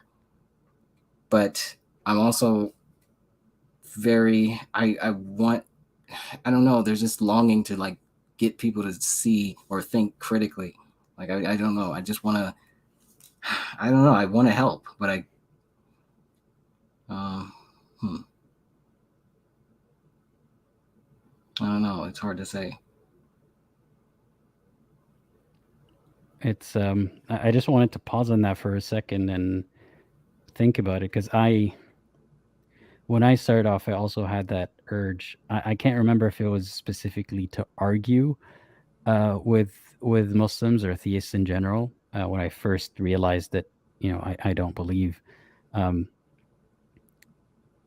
but I think it's valuable to think of why, like what drives you to do that and what you gain out of it. And I'm not saying don't do it or it's useless, but it's good to identify why. And if it's if there is something good that you're trying to do here, maybe the motivation or the method is not exactly optimal. So it's good to think about is what I'm saying. But it seems for you that it stems from you want to make people see things the way that you see them because you'd be helping them, right? It feels that way, but it doesn't feel genuine at times because I know that I could do a lot better as far as my approach to people. Like if I really wanted people to come away from what they were thinking, then I would meet them at the level that they're on and kind of say like, and not judge them so much like for what they believe in and not say that what they believe in is like this ridiculous thing. It would be better to say, hey, I understand how you feel that way. And then maybe go from there. But I guess I don't know. It's hard to say in one breath, yeah, I want to help people, but then in another, what I'm doing is very harsh and not the right approach. It's like I'm just there to dunk on people, admittedly. It's good to admit that. It's good to be self-aware. And maybe next time, like you find that the conversation starts to skew in that way, it won't feel as good as it used to because you're too aware of what you're doing. Yeah. But yeah, and I appreciate you sharing with us today. And I've already seen your username around the channel a lot, so I'm glad that you got the call today. And I'm curious, how did you first come across the channel, if you remember? I kind of forget. I think it just kind of showed up one day because I started out listening to Thunderfoot, then I got into R and Raw, then I got into like Professor Dave, all these different channels, and then I think one day you were just kind of like recommended, and I looked at the topic of one of the videos and I just thought like, oh, okay, I'll check it out, and I stayed ever since. I appreciate the fact that you can actually speak Arabic. I always thought that was pretty cool. Just for the fact that like a lot of Muslims will tell you like, hey, if you don't understand Arabic, then you're gonna have some trouble with some parts of the book. So it's nice to hear from another atheist who can speak Arabic. So I mean, they still say that to me, and I'm not saying that I know everything to know about Arabic or that I understand everything that I read in Arabic and in the Quran, but yeah, it's a bit less valid of an excuse now. At least I can hold their feet to the fire and ask, well, okay, what is it in Arabic? Can you explain it? What am I missing? But yeah, I'm blessed in a way to have that advantage. Yeah. Yeah, for sure. Well, I appreciate you having me on, man. It's an honor to to be on the show because I never thought I'd actually have the guts to make a call. So thanks for having me, and thanks to everybody for listening, and anybody who's dealing with this type of stuff. I'm sorry for what you're going through, and hopefully things get better. So yeah. I'm glad that you called today, and I hope you have a great rest of your day. Yeah, you as well. Thanks. Bye-bye. All right. I'm always glad to hear when someone says that they were nervous to call and they don't sound like they are, because that means that, they were comfortable enough to call or they became less nervous. So that's good to hear. There's nothing to make you nervous about calling into this channel, even if you are a believer, if on a different stream. And I hope people know that and have witnessed that through many of these calls. I'll read some comments and then we have 2 more callers. And by the way, apparently the likes, I haven't been taking a look, but likes are not at 100 yet. So, help me out. I keep getting that kind of comment very often that says, I just found your channel. I can't believe that this channel hasn't blown up yet, or you deserve a lot more views or subscribers or whatever it may be. And I'm always thankful to this kind of sentiment. I appreciate it. I don't know what I can do to make the videos reach a further larger audience. I'm trying my best to do some things here and there that aren't really compromising my message at all, or like appeasing some kind of algorithm that I don't agree with, in a method that I don't agree with. But apparently once I hit a certain threshold of subscribers and views and whatnot, then hopefully that will help even more. It's like a snowballing effect. So maybe when we reach 20,000, we're at 13,000 already, which is huge. Yeah. So let me read some chats and super chats. Tanya M says, did you see what happened on Twitter with Destiny?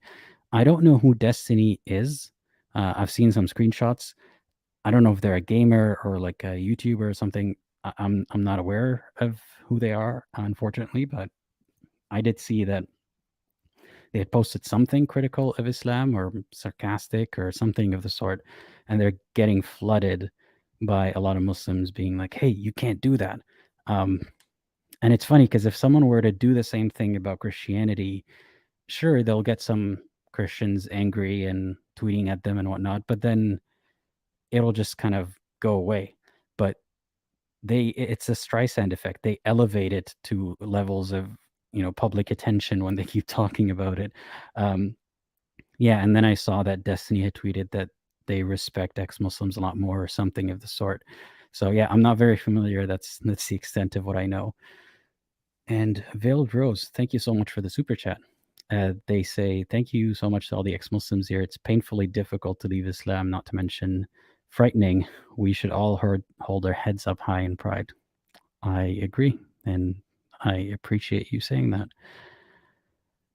This comment is not a happy one to read, but I'll read it anyway. This was about one of the first calls.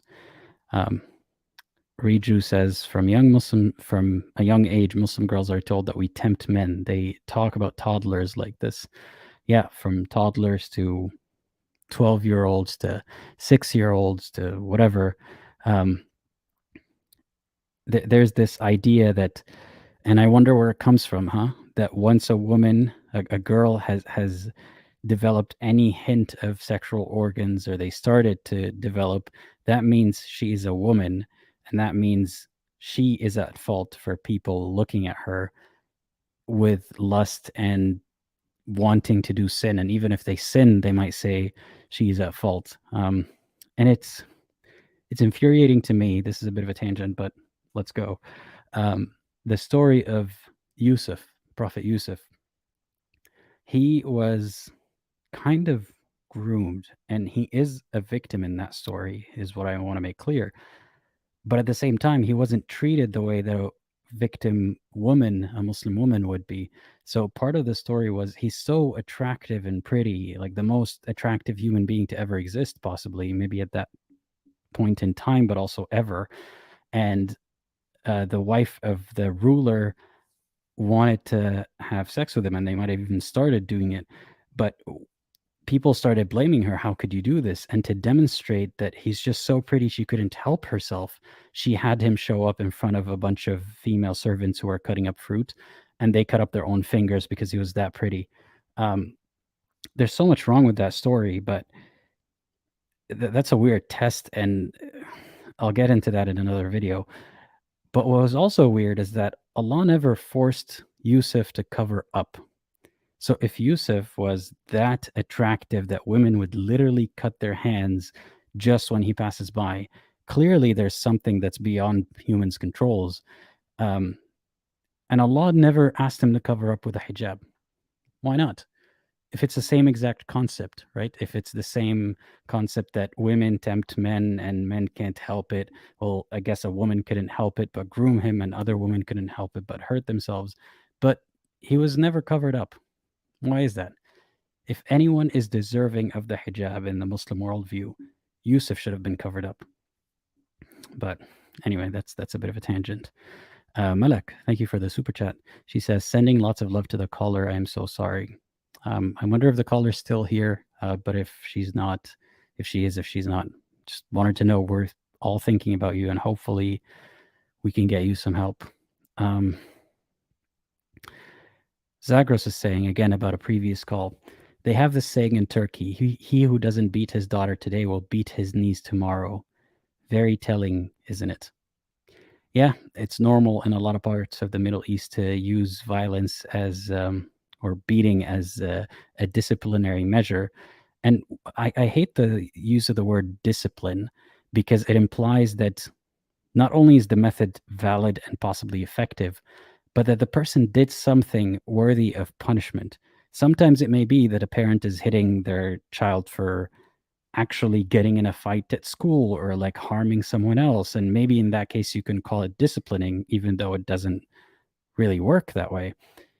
But a lot of this so-called disciplining would come from things that aren't even crimes against humanity, against the person themselves, but possibly crimes against God is how they would be viewed, or against the religion, or possibly even crimes against yourself that'll lead you to hell is how these people think of it. So yeah, that is sad. Mark, thank you for the super chat as well. He says, it may take some time for all of us to get back to a happy place after this call session. I'm so sorry for the caller's circumstances. I hope that we don't forget the second caller, but we're also able to get to a happier place, and the caller as well is also able to get to a happier place. Yeah, we've got 2 more callers in queue. So I'm taking the next one. The next one is Erika. I hope you're ready. I'm adding you in 3, 2, 1. Hey, Erika, how's it going? Hello. Hey. Can you hear me? Yep, I can hear you. I am very nervous That's right okay. now. I am forgetting English. It's not my native language also, so okay, I'm fluent in English. I don't know why I'm forgetting my words. Okay, so yeah, I introduced myself in the chat, but I haven't like no one can see the chat but you, right? Like, so I should repeat that. Okay. I am actually Ukrainian, but don't worry, I'm in a safe place right now, so nothing to worry about. But I grew up in Ukraine, and my father is from Lebanon, and my mother um, married my father and accepted Islam for him. Basically, I have suspicion that she never actually fully accepted it, but she wanted to marry him, and yeah. And my father raised me as a Muslim, but when I turned 18 years old, I actually came out to him as not as an atheist, but I just told him that I don't want to be a Muslim, that I don't believe in that stuff anymore.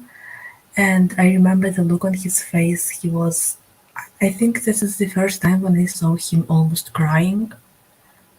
And well, that wasn't as bad as I thought because I was prepared to get beaten, to be honest. And I was like walking in there thinking, what am I doing? But I felt like I needed to do it anyway. And Was that after something that, that had happened in the house before? you mean beating? Yeah. Yes, unfortunately. Yeah, it happened. It didn't happen regularly, but when it happened, it was very sudden. Like I never expected it. It was always out of the blue in a way. Like he would just get angry at something that I didn't know would make him angry, and he always blamed me for that, and my mother also blamed me for that. When he was watching, at least he was blaming me, and then actually not so long ago she confessed to me that she was just blaming me because she was trying to calm my father down, and she was just doing it in front of him. But then when she was alone with him, she actually also told him off as well after he calmed down, but I never knew about it. So back then, from my perspective, I kind of thought that she was also betraying me. But anyway, that's I don't think it's connected very much to the topic of believing Islam, but maybe it is, because that's how women are seen in Islam in a way, that you have to be submissive, you have to be like wiser, and kind of this manipulation that is painted in like that's what you have to do, and yeah, I understand. I haven't forgiven my mother, but I understand where she was coming from. I can't say the same about my father. I honestly don't understand what pushed him to do what he did sometimes, but maybe just unstable mental health. But I honestly don't care, to be honest. Yeah, And I'm sorry, I didn't mean to like put it on the spot or anything. I was just curious because you mentioned that you were expecting, violence. So I was wondering yeah, if it had. I'm not saying you shouldn't have shared. I'm glad that you're able to share this. But yeah, I wanted to know why you expected that kind of thing. Is it only because like you've heard of other people talking about the no, no, topic no. and it was a personal thing? Okay. Yes, it was from personal experience. I expected that. Oh, Mm. actually, the other reason I expected that is because when I was 16, I wasn't sure yet. Like I haven't left the faith by then, but I started questioning. Actually, I started questioning as early as 12, believe it or not. At 12, well, already I thought, this doesn't make sense, but I kind of pushed myself deeper into it to, silence those doubts and push myself deeper into the faith. But at 16, I started feeling like I can't do that anymore, and I gathered up all the courage that I had and told my mother about that. I told her that I wasn't sure whether I want to be a Muslim or not, and she just looked at me terrified, and then she smiled and said, "Oh, well, don't you dare tell your father about it."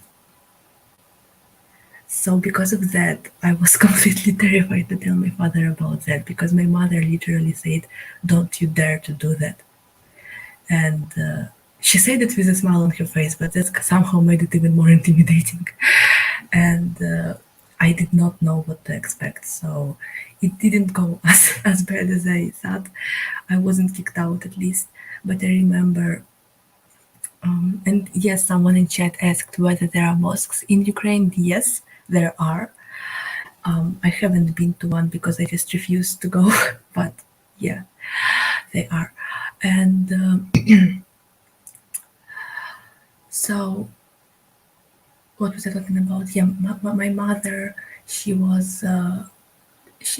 One time I asked her what would happen if I left Islam, and not sure. Like at first, I was just when I was having doubts, I went on the internet to find whether there are other people like me, whether there are people who were in Muslim families but left Islam, and I found a lot of dreadful comments and dreadful things that people were saying, that you might be killed for that, you might be, all of those things.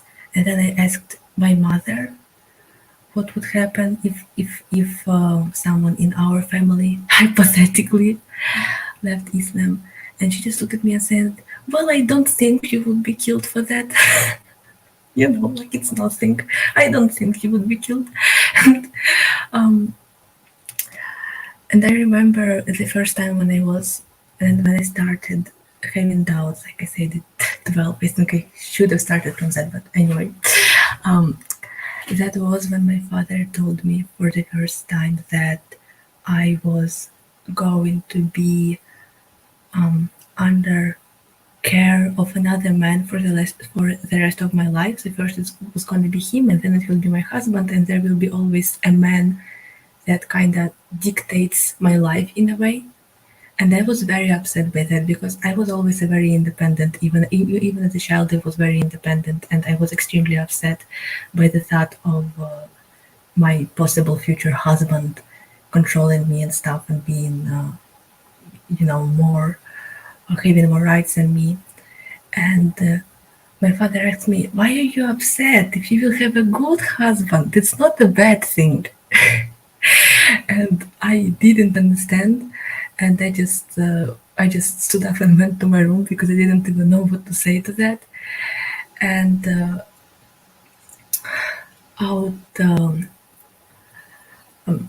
of that, I started thinking whether it's even confirmed. I started thinking, okay, maybe there is some actual evidence that women are more stupid or something, but I didn't find any scientific evidence for that. It was just an Islamic claim and nothing more. And I one time remember asking my father, "How come if women are stupider than men, how come that I'm smarter than all the boys in my class?" And he said, "Well, no, because those are Ukrainian boys, and we're talking about Arab boys, Muslim boys." I was like, what the hell? That doesn't make any sense. Even as a kid, I was not able to understand how are these things even connected. Like, if you're a Muslim woman, that makes you stupider, but if you're a man, that makes you smarter, or what? What is the logic behind that? Wait, so what does that mean for non-Muslim women? Are they smarter or dumber than Muslim women? I don't know. I think my father just thought that I was very stupid as a kid, and he thought it was good enough explanation for me, but it wasn't. And then I started reading more stuff about Islam, not only from my father, because I wanted to know, okay, if I'm gonna marry someone, then I need to know what other people think about Islam and what those Muslim men are like if I'm gonna marry one of them. And I found so many scary stuff.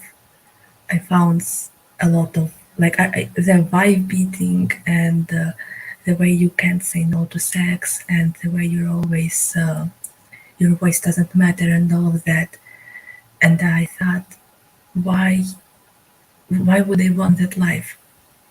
And up to that point as a child, I thought I had that idea that this life is only given to us for in order to do all of the good things and get to heaven.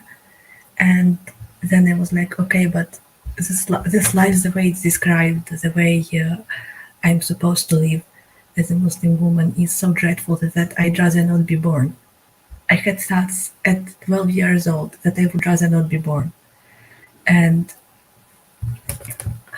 I started then seeing and reading that actually, if you follow everything, that's not enough. You have to actually love Allah. You have to love Islam. And if you don't love it, it doesn't count. And then I was like, oh, well, I guess I'm going to hell because I can't love this. I can't make myself love this. There is no way.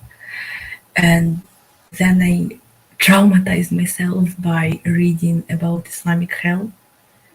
And it scared me so much that that was the point when I started pushing myself back into the faith with everything that I had. I was clenching with my fingernails to it and trying to, like, I'll do anything not to go to hell. And I think I developed some kind of religious OCD, like not to self-diagnose or anything, but I started being very obsessive about what I'm doing, about whether Allah will like this, whether Allah will like that. I started obsessing over my thoughts even, because, you know, Allah sees everything, Allah sees your thoughts. That's what my father told me. And I got scared, like, what if Allah doesn't like my thoughts? And then I started having compulsive thoughts. I started having thoughts that I knew Allah wouldn't like, but I couldn't stop them. And I scared myself with that. And I started, like, just, you know, I was trying to control my thoughts, but the more I tried to control them, the more I couldn't control them. And I would try to think something positive, but instead I would just, you know, like a impulsive thought, like Allah is stupid or something. And then I was like, oh no, I'm going to hell for thinking that. And I was just crying all night sometimes because of that, because I was afraid that I will go to hell for something that I did or for something that I thought. And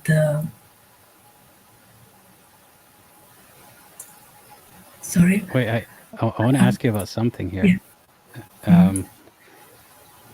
So first of all, you had mentioned that you realized you can't love Allah and that will send you to hell.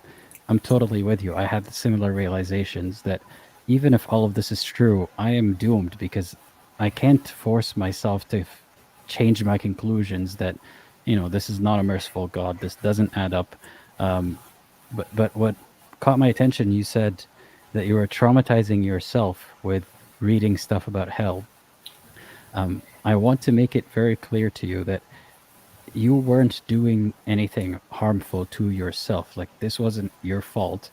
Of course, you were traumatized by reading about hell. I think that a lot of people would be. All you were doing was reading about the religion that you're supposed to believe in. So I just wanted to comment on the language of you saying you traumatized yourself, right? For some reason, after I said that, I was like, oh no, Apostate Aladdin is gonna tell me off for saying that I traumatized myself. No. because I know, I know, it's like in a joking way, because I know that you always tell everyone that it's not your fault, and I know that it's not my fault that it happened to me, and thank you for saying that. I really appreciate it. Am I that predictable, or like, do you know the future, or? I just watched almost all of your live streams, so yeah, I know. I knew that you were gonna say that. The moment I said that, I was like, oh, I know what Apostate Aladdin is gonna say. Okay, because you always say that to other callers. But yeah, I appreciate you for saying that and for looking out for our mental health. That's really nice of you. And now I know that it's not my fault, but back then everything seemed like it was my fault. Like, everything that I felt, it seemed like it was my fault because, you know, why would I suffer from a merciful God if I wasn't the bad one? Like, you know, it seemed impossible to me that the religion it's at fault, that my parents are at fault, or that, you know, it seemed to me that, well, there must be something wrong with me if I'm suffering like that because of it, because other Muslims don't seem to be suffering. And I remember also when we went to our relatives that aren't Muslim. And I asked my father one time when we were alone, but do you know that they aren't Muslim, so they're going to hell? How are you okay with that? How are you like so calm with that? Because it didn't make sense to me. And he just told me something like, stop asking stupid questions, like we can't do anything about it. And that was also another thing that was always for me very strange, that Muslims seemed to be okay with everyone else going to hell, even if it's their friends, their relatives, they didn't care. And I cared, and I was scared, and I cried a lot about thinking that the people that I love were going to go to hell because they just because they weren't born in a Muslim family. And I remember you also said maybe in one of your videos, or I don't remember where, but you said also that it was your problem as well, that you didn't understand how Muslims are so content with other people going to hell. And as this part of the story gets a little bit personal, so I'm getting a little bit more worried. But a little later, I also found out that gay people also go to hell. And you probably can see where this is going. And I found out also that some of my friends were gay, and I was like, I couldn't believe that they were going to go to hell just for that. And then as I grew up, it became evident to me that I wasn't straight myself as well. And that was even more scary. But I was like, well, okay, I'm bi, so I can still, love a man and everything. But I still wasn't okay with some things, like in the Islamic relationships between men and women. Like for me, especially the idea that you have to have sex whenever your husband wants, because I feel very scared saying this, but I think it's relevant, so I will say it. I'm asexual, if you know what that means.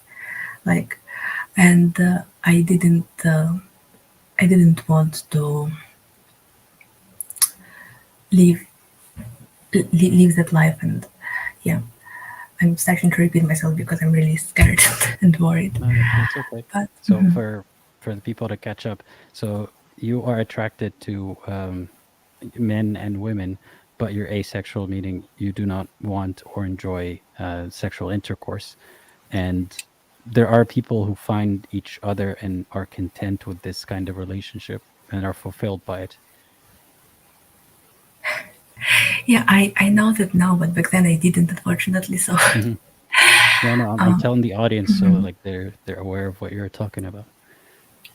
I did not expect to come out today. Oh my god, what am I doing? Okay, and the more I was thinking about it, the more I remember one of the crucial moments. I will actually close the chat.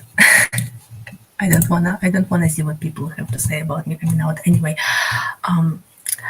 one of the crucial moments. Don't worry, no one's really talking about it much. Just focus on what you want to say.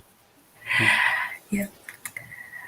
I remember talking to my friend about it, about my situation with Islam and stuff, and I confessed to her that is everything okay? Yeah. I confessed to her that I'm scared, but I can't love this religion, so and all of that. And she said, well, if you can't love it, and if it's one of the requirements, and you can't do that, then maybe it's better if you just live your life and don't try anymore with this religion, because obviously you can't meet all the requirements. Even if you try, you can't. And some other of my friends also told me the same, because they weren't Muslim. So and eventually I came to the conclusion that the same conclusion that you came, that even if it is all true, I'm doomed, because I can't make myself love it. I can't make myself be happy about all of this stuff. So I just have to accept my fate, I guess. And but the more I thought about it, the more I thought about God in general, the more I came to the conclusion that it's probably not true anyway. So yeah, I arrived at where I am today, and I'm just happy that I found other ex-Muslims, because maybe if I found out earlier that it's okay that people leave Islam, that it happens, and that I'm not alone with all of those thoughts, that I'm not insane, that I'm not, there's nothing wrong with me, and that because I had thoughts in my childhood and in my teenage years that I was going insane with all of the thoughts about God and everything, but now I see that I'm not, and other people are also having those thoughts, and there is a whole community of people out there who lived Islam for similar reasons, and I'm just very happy that I found all of you. I'm happy that you found us as well. If you don't mind me asking, if it's not too private to share, how old are you approximately? 20. Okay. So I'm still very young. I'm curious because I can never tell by people's voices, and it doesn't really matter, but it's I'm interested because sometimes I'll be talking to someone and I realize, oh, they're 45. They don't sound like it, or they're 16. I wouldn't have known. So yeah, no, I was just curious about that. I'm glad that you found this community and that you don't feel like you're alone and crazy anymore. Yeah, I'm happy too. Well, do you feel as nervous now as you did in the beginning? Not as nervous, but I'm still a little bit nervous. I don't know why. Maybe because I know that there's gonna be like comments and chat and everything. Like, you don't make me nervous. It's other people that are listening that make me nervous. Well, don't worry. A lot of people in these comments are very nice, and even if they're not, it doesn't really matter. And I'm sure you know that already. You hit the comments as you were talking, so that's good. Yeah, I just hope that the reason I even decided to share my story is because I noticed that a lot of people think that Islam is just a problem that is somewhere far away, especially in Europe. Well, in Europe, Muslims are different, so people don't really understand often, like, what was your problem with Islam? Because in Europe, you don't see the same things happening. But if someone from the East comes to Europe and has kids in Europe, then things like me happen. So it's not just exclusively a problem of that other continent. For any Europeans that might be listening, it's not exclusive to some other continents. It happens all over the world. It happened in Ukraine, and I'm sure I'm not the only one in Ukraine who is like that, and in other European countries. So yeah. It's not as bad, of course, because the environment is much better. It's only like, for me, I only have to deal with my family. I don't have to deal with any other environment, any other people. So it's much better than, yeah, but my father actually told me that he regrets raising me in Ukraine, because if I wasn't raised in Ukraine, then I wouldn't even think about leaving Islam, according to him. But I see that a lot of people from countries that are completely Islamic, they still live Islam. So I would like to differ with my father, who said that if I was raised in Lebanon or Syria, then there would be no way I could leave Islam. I still could. It would be much more difficult, but I still could, because people do it all the time. And I guess he didn't come across it because he doesn't care. But it doesn't mean that his words, like, I'm still convincing myself that my parents' words don't define me, and that's just because I remember my father always used to tell me that I'm not Ukrainian, I'm Arabic, I'm Lebanese, and I didn't feel Lebanese, obviously, because I visited Islam like a few. Oh, what did I say? I visited. I'm sorry. I visited Lebanon a few times. But well, I Well, was it born sounds in like you Ukraine. think of Islam and Lebanon as linked in your mind, in your family, right? Perhaps I do, because when I was in Lebanon, I had to wear, for example, a little bit more covered up clothes, because my father was like, "Oh well, there is this family, and we have to look. You have to look like a proper Muslim for your Muslim relatives." But at the same time, he didn't mind me going to the beach in a bikini when no one was watching. So it was very performative. Everything was performative. That's another thing that I thought a lot about. That for my family, for my at least my father and mother, it's the thing that actually mattered the most is that our Muslim relatives see me as a proper Muslim, and I could never get over how hypocritical it was, because I would rather, I would prefer it if everyone knew that I'm not Muslim, even if that means they won't talk to me anymore, because they don't talk to me anyway, so it doesn't matter. And I don't understand why that family reputation among those Muslim relatives was so important, more important to them than the feelings of their daughter. I was always kind of, maybe in their minds they were keeping me safe by forcing me to do things that I didn't want to do, to perform in front of them like a Muslim. But it never sat right with me.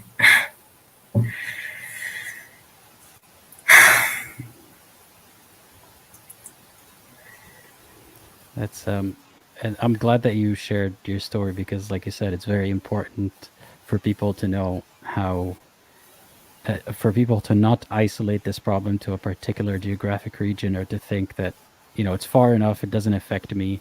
It affects Yeah. people all over the world, and it's like a diversity in the experiences that are being shared on this channel. So I appreciate you, because there might be people, as few as there are, or as many as there are, who are in a similar situation to you. Maybe even a Ukrainian with a Lebanese or some other father, or just both Ukrainian parents, who hears your story and thinks, finally, there's one person in the world who's like me, because everyone else seems a bit too far. Even, ex-Muslims from the Middle East would not relate to a Ukrainian the same way, possibly. So yeah, I'm glad that you called in today. Thank you. I'm glad that I called in today too, because I see that, maybe my story does matter. And I remember feeling isolated, because whenever I saw people like talking about Islam and about bad things in it, someone would always say, "Oh well, it's very far away, it doesn't affect us," like you said. And I always said, "But it affects me." And no one cared around me, because no one thought that it was anywhere near them. So yeah, it is. I do think also that it's important to see that it's a worldwide problem in a way. And by problem I mean this forcing kids into this religion and scaring. I was also very scared that if I tell my parents, they were gonna think that they were going to hell because of me. And I was like, oh no, I'm going to scare my parents, I'm going to scare my father by doing that. And it's evil, I shouldn't do that, I shouldn't tell him, because I don't want him to think that, even if I don't believe that, I don't want him to live in fear and think that he's going to hell because of me. But then I thought to myself, well, how many times did he scare me? How many times did he traumatize me? Why should I keep my mouth shut when he never did the same, and he never cared about me being scared of him or traumatizing me emotionally? And I was like, well, if I traumatize him, I'm just returning the favor, I guess. So I told him, and yeah.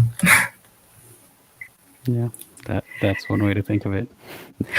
And I'm curious, before you go, do you remember how you came across this channel?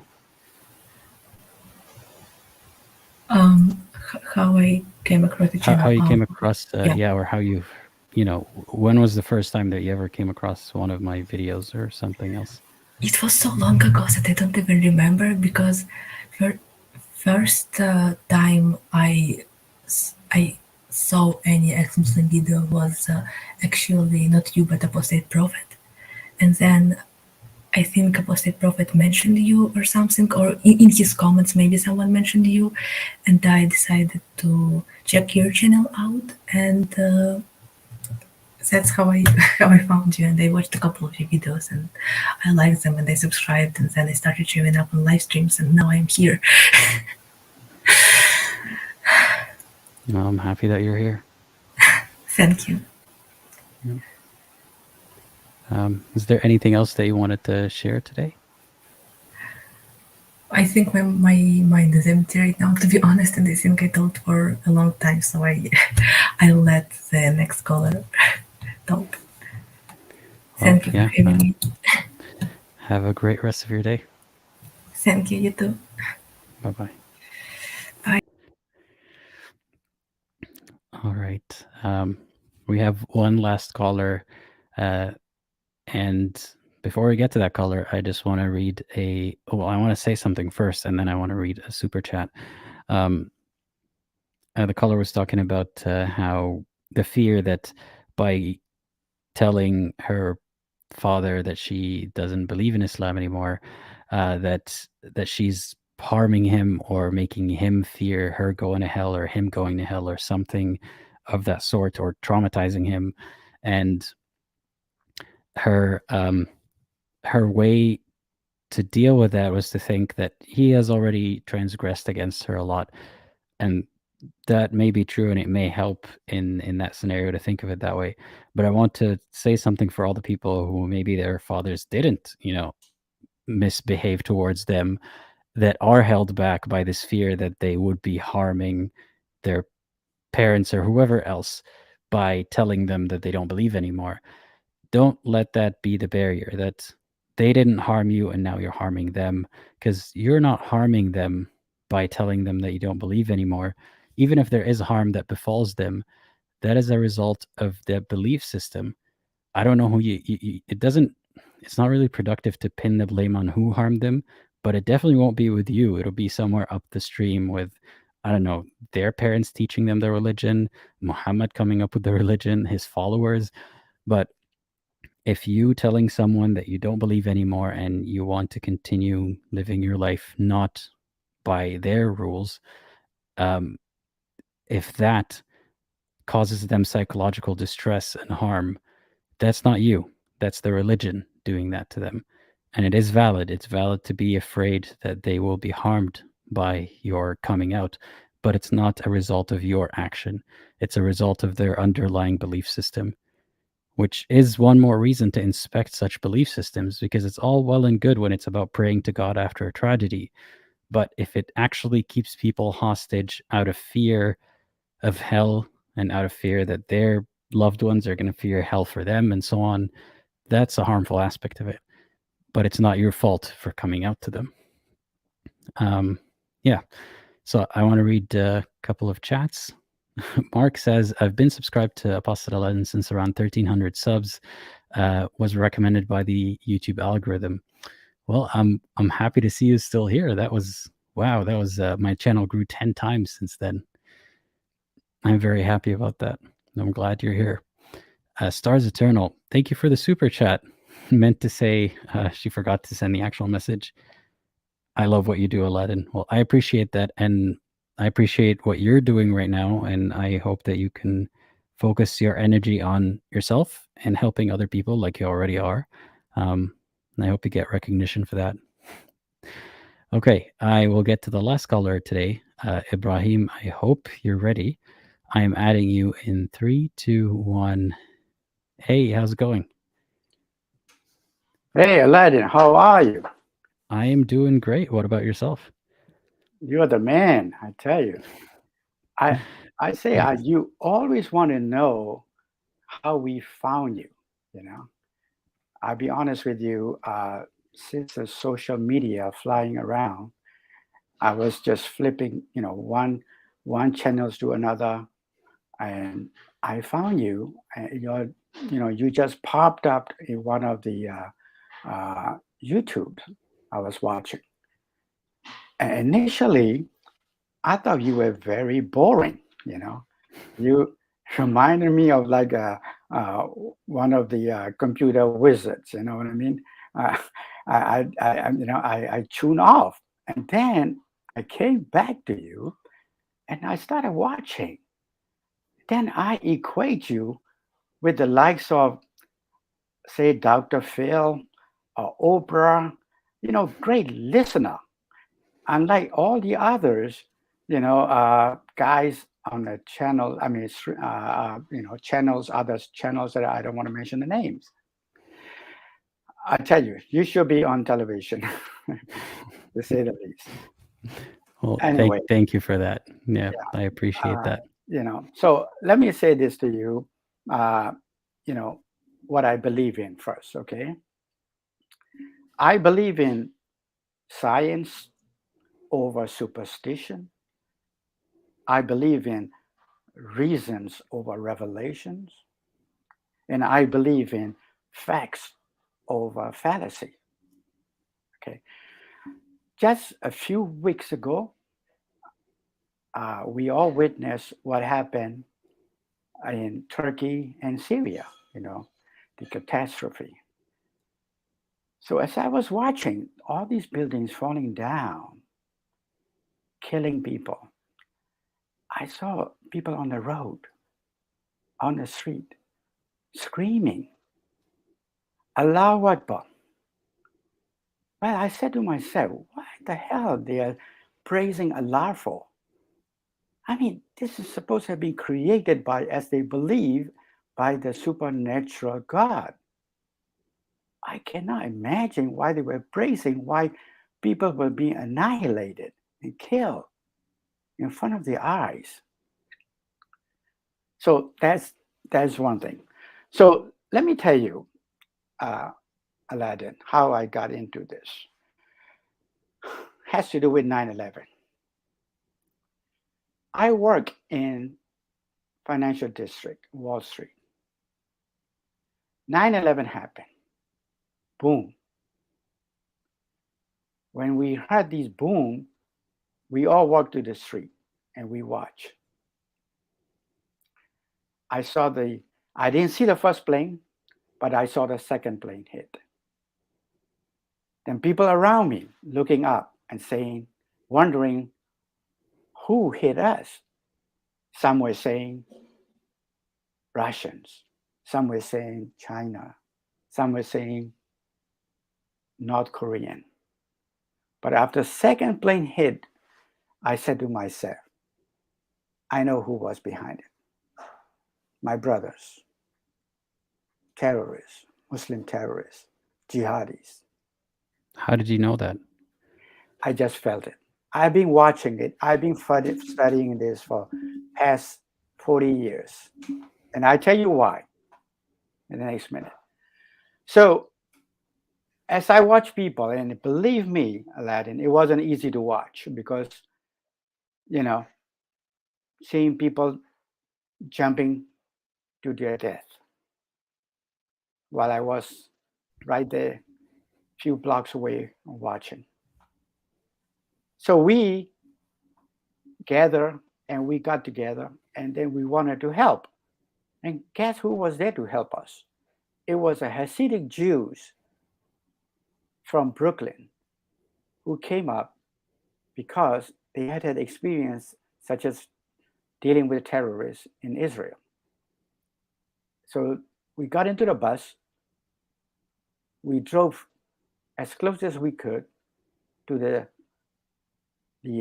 ground. Unfortunately, we could not even get nowhere near it. The fire was burning so bad. So we retreated and we left. So that's how I got started. So a few days later. Wait, were you a believer back then?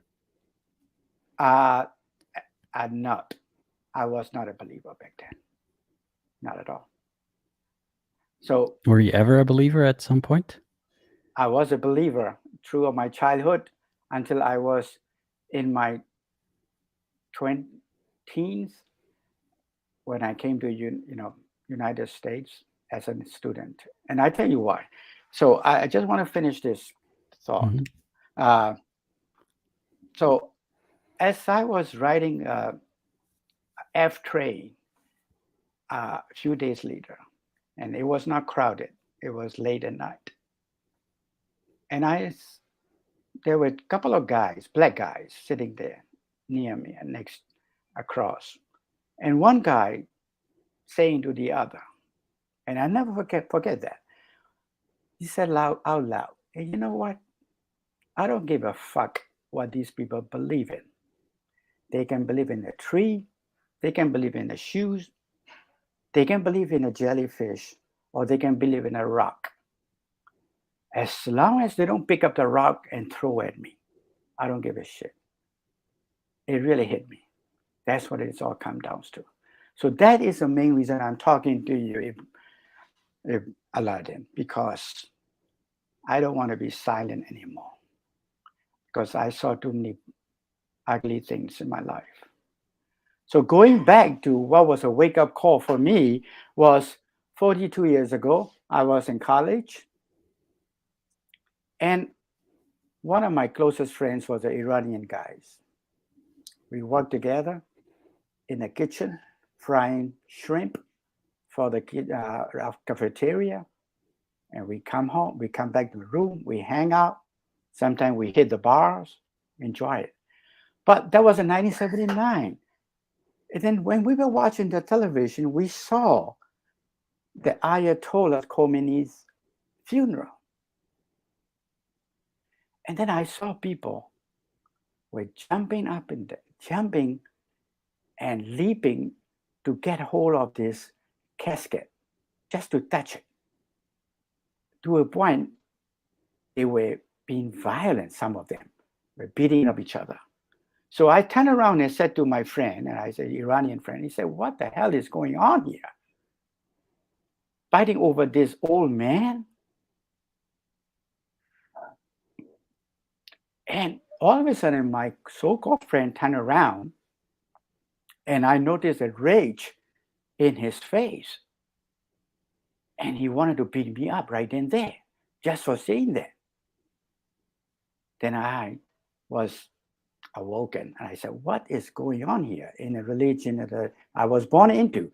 Because I was born into it, my grandfather was an imam. And I used to pray. I used to try to impress my family, relatives, fasting as much as I can. Sometimes, if I miss the clock, I would just skip the morning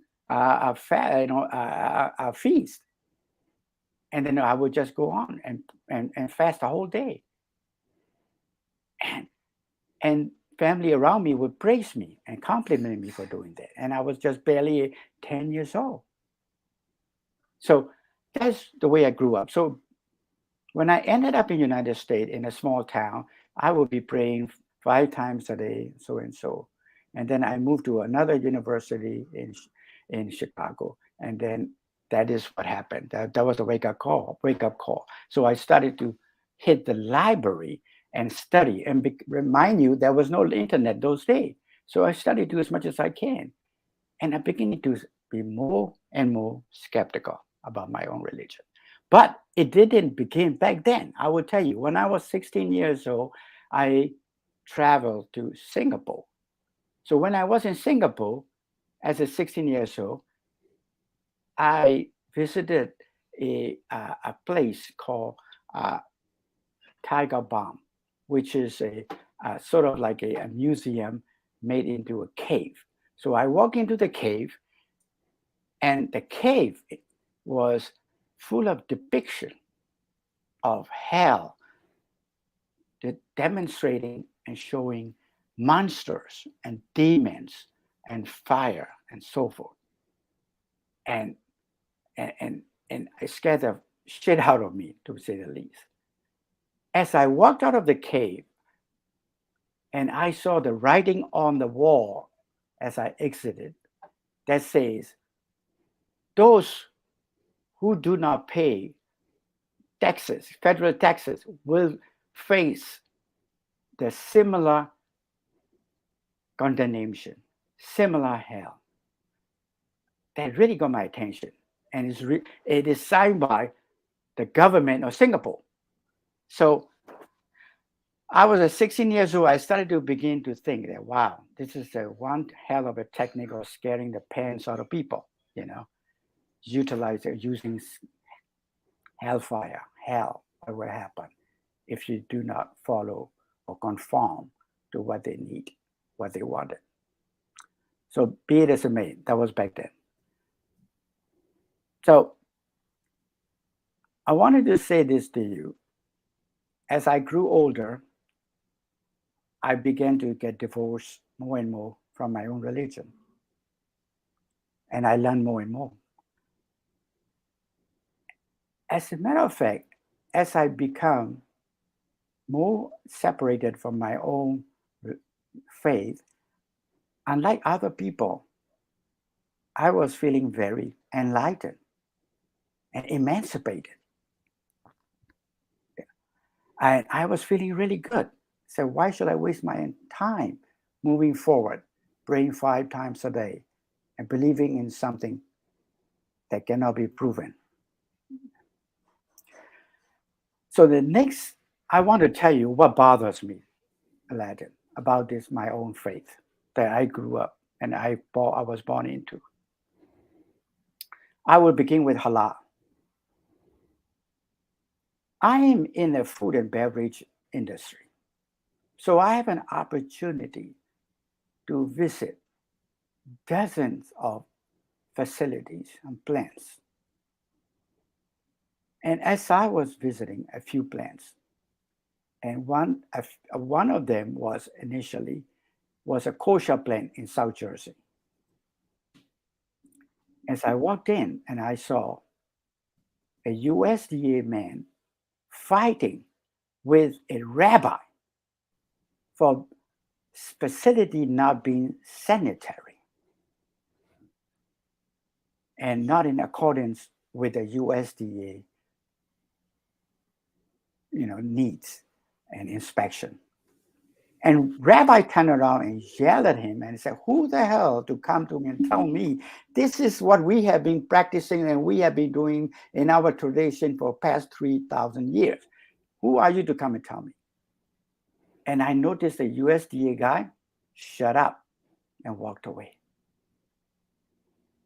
And I realized that is how people can get away under the blanket of the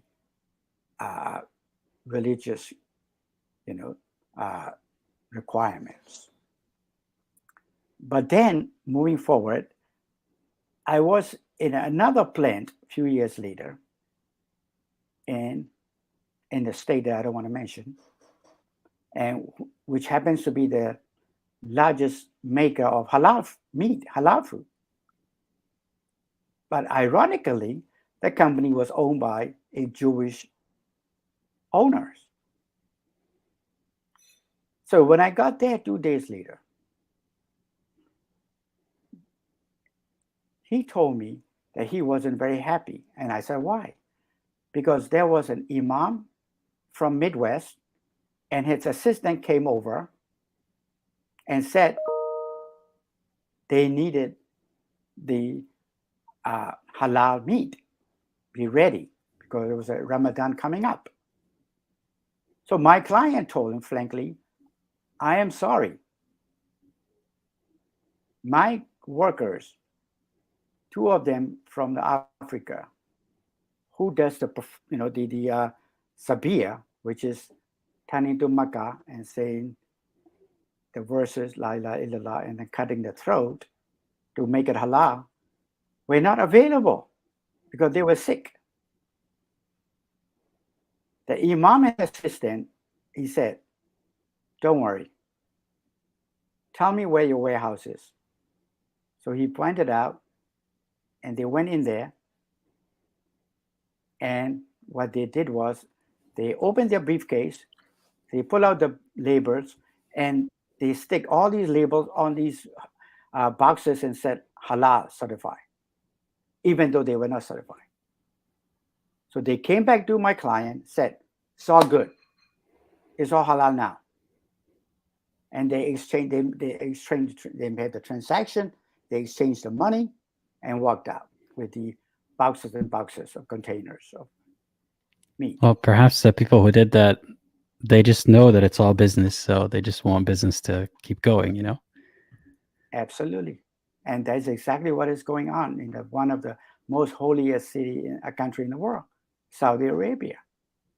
Do you think they use these severe practice? No, they use machines, equipment today to service, and then they call it halal. So, which is unbelievable. I mean, the way things are going since 9/11, it's become very more popular, and everything is going from halal to not just exclusive to meat, but it's also to dry cleaning to in a soy sauce, to any of these. They're becoming halal, and it become a $100 billion industry. I remember one time my uncle visiting me from another country, and I told him, and I pointed out, Uncle, it's okay for you to eat halal, because if you open the Quran on the Surah 5 and Ayah 5, it's clearly say that it's halal. It is okay to eat food prepared by the people of the book. And you know what his answer was? He said, I know, my nephew, but I don't want to look at it anymore. Meaning that he was so trained, not to bother or to bother, even looking at it and then learning more about this. So that goes back to, I remember what religion is all about, described by one of my, comedians, favorite comedians, Bill Maher. He said, religion is nothing but a neurological disorder. That is so true. That's exactly what it is. And I want to back up another comedian who said that George Carlin, God, rest in peace. He said the way that he described religion, you should watch it on a YouTube on a clip. He said there's an invisible man up in the sky, and who's got the list of what you should not do? 10 of them. And if you do any of them, you will burn in hellfire for infinity, for timeless time. But God loves you. Send him the money and you'll be saved. So this is about three biggest businesses in the world. The one on the Friday, Islam, the one on the Saturday, Judaism, and the one on the Sunday. And you know very well how rich Catholicism is, Catholic organizations today. Up and down the from Columbia University down to the block, they own the whole property and more around the world. So the money aspect seems to be a lot more central to some branches of Christianity than Islam. I can tell you that. I mean, what you're saying about the halal, food industry is plausible, but it's a lot less central to the religion itself than tithings and giving money to the church directly, right? Right, up to a point. This imam and the mullah began to learn from the kosher, rabbis about how to make money.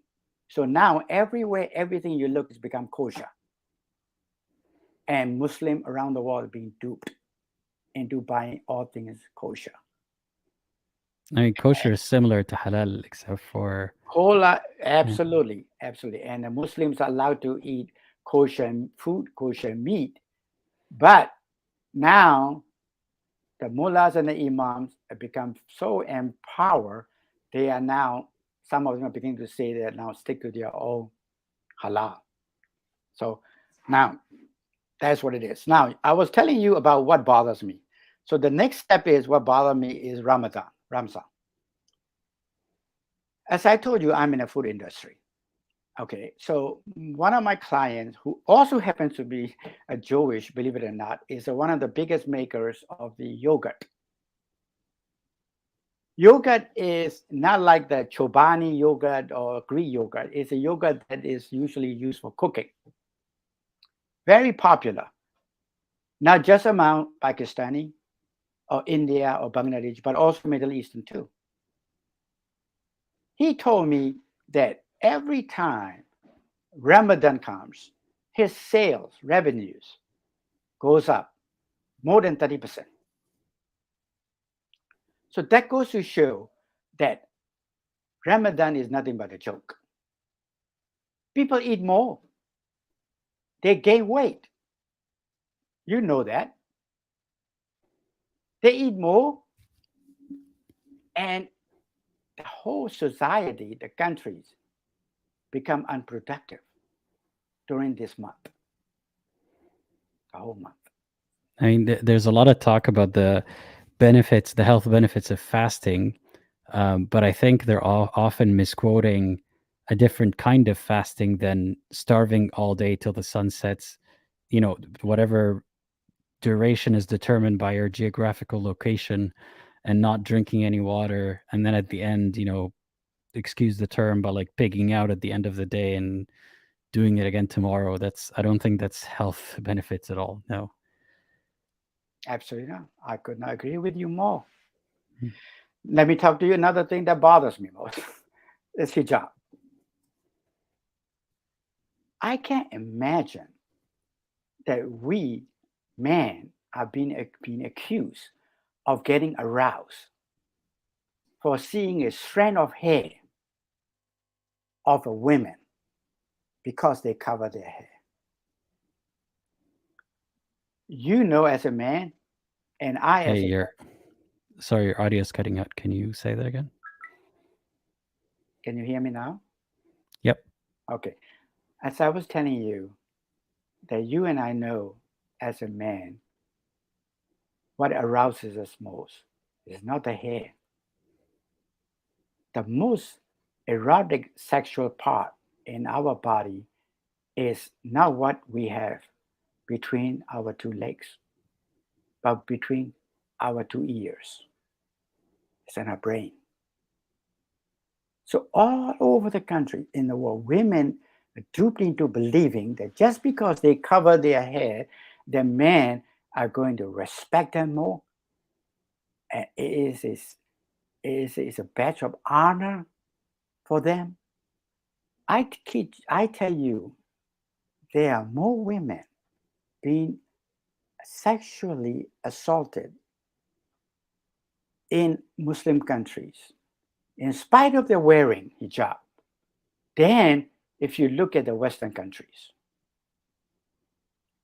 There are women who are half naked, or what you might call half naked, in a Western country. No one dares to touch them. And if they do, they will be prosecuted in the court of law, but not I in mean, Islam. that's not to minimize that sexual assault does exist in a lot of these countries, but it's not viewed as like, you know, more often than not, is not viewed as a natural part of life. And you know, what do you expect? Like, it's of course is going to happen, and it's the woman shouldn't have been wearing that. It's a lot less victim blaming in that sense. Think about it. What your imams teach you in mosque. You are not even allowed to masturbate and play with yourself a whole lot. So you think about a 16, 18, 19, 20 years old growing up in the Middle Eastern countries who never had sexual encounters. And the minute they see a woman's ankle, they get aroused. And they go off like wild animals when they see a woman. For example, if you take a country like Egypt, according to the Pew studies, Pew's survey, more than 90% of the women in Egypt have been sexually assaulted. All right. So I am saying this to you, the whole thing is nothing but a farce. It's a joke for women. and many women buy into it in the name of freedom, in the name of liberation. So that really pisses me off when I think about it, you know. And another thing that bothers me is salat in public. When I see people showing off, whether on the hood of a taxi or whether on the street of New York City, praying in congregation, it turns me off so bad, you know. And they think it is their It way bother you of so much. what? Does it bother you so much? Yeah, it does. It does bother me, and they are doing it more and more. And I've seen this everywhere from New York City to Paris to everywhere. They're doing this. I mean, And what about it bothers you exactly? what bothers me is that this is supposed to be done in modesty. You don't have to show off. You don't have to do this in public. And the reason is because Muslims by and large, do not have personal relationship with their God, Allah. That's what it is. If you are a Christian or the Buddhist or anybody, you can be anywhere and then try to get a connection with your own God if you choose to do. So that is another thing about me. Now, I want to also talk about hypocrisy in Islam. I was married to a very young woman in my life. Very nice, attractive woman. She left her husband for me and to be with me. In doing so, I accepted her, and I thought we could build a life together. During our marriage, however short may be, I witnessed her, I saw her praying as much as she can, saying du'as, and so forth and so forth. And then one day, I came back home from work, or from a trip that I was supposed to take, and the plane was canceled. Only to find her with a young man in my bed. So here is my point. You can say Allahu Akbar, you can say all the du'as you want, but on the other hand, where is their morality when it comes to chastity? And wait, I have to ask a question. You had mentioned that she left her husband for you? She left her husband for me. She left her husband in Saudi Arabia for me. And we got married. But so you had a relationship with her while she was married? I have a relationship with her when she was married. And she left her husband. But according to her, she was told talaq by him. But that's another thing. But what I'm saying to you is that this young woman that I was married to had told me story about how she was molested by her Quranic teachers. But the irony was, within her own family, when she told them, no one believed her. And she took to a point of attempting to kill herself. That was her intent.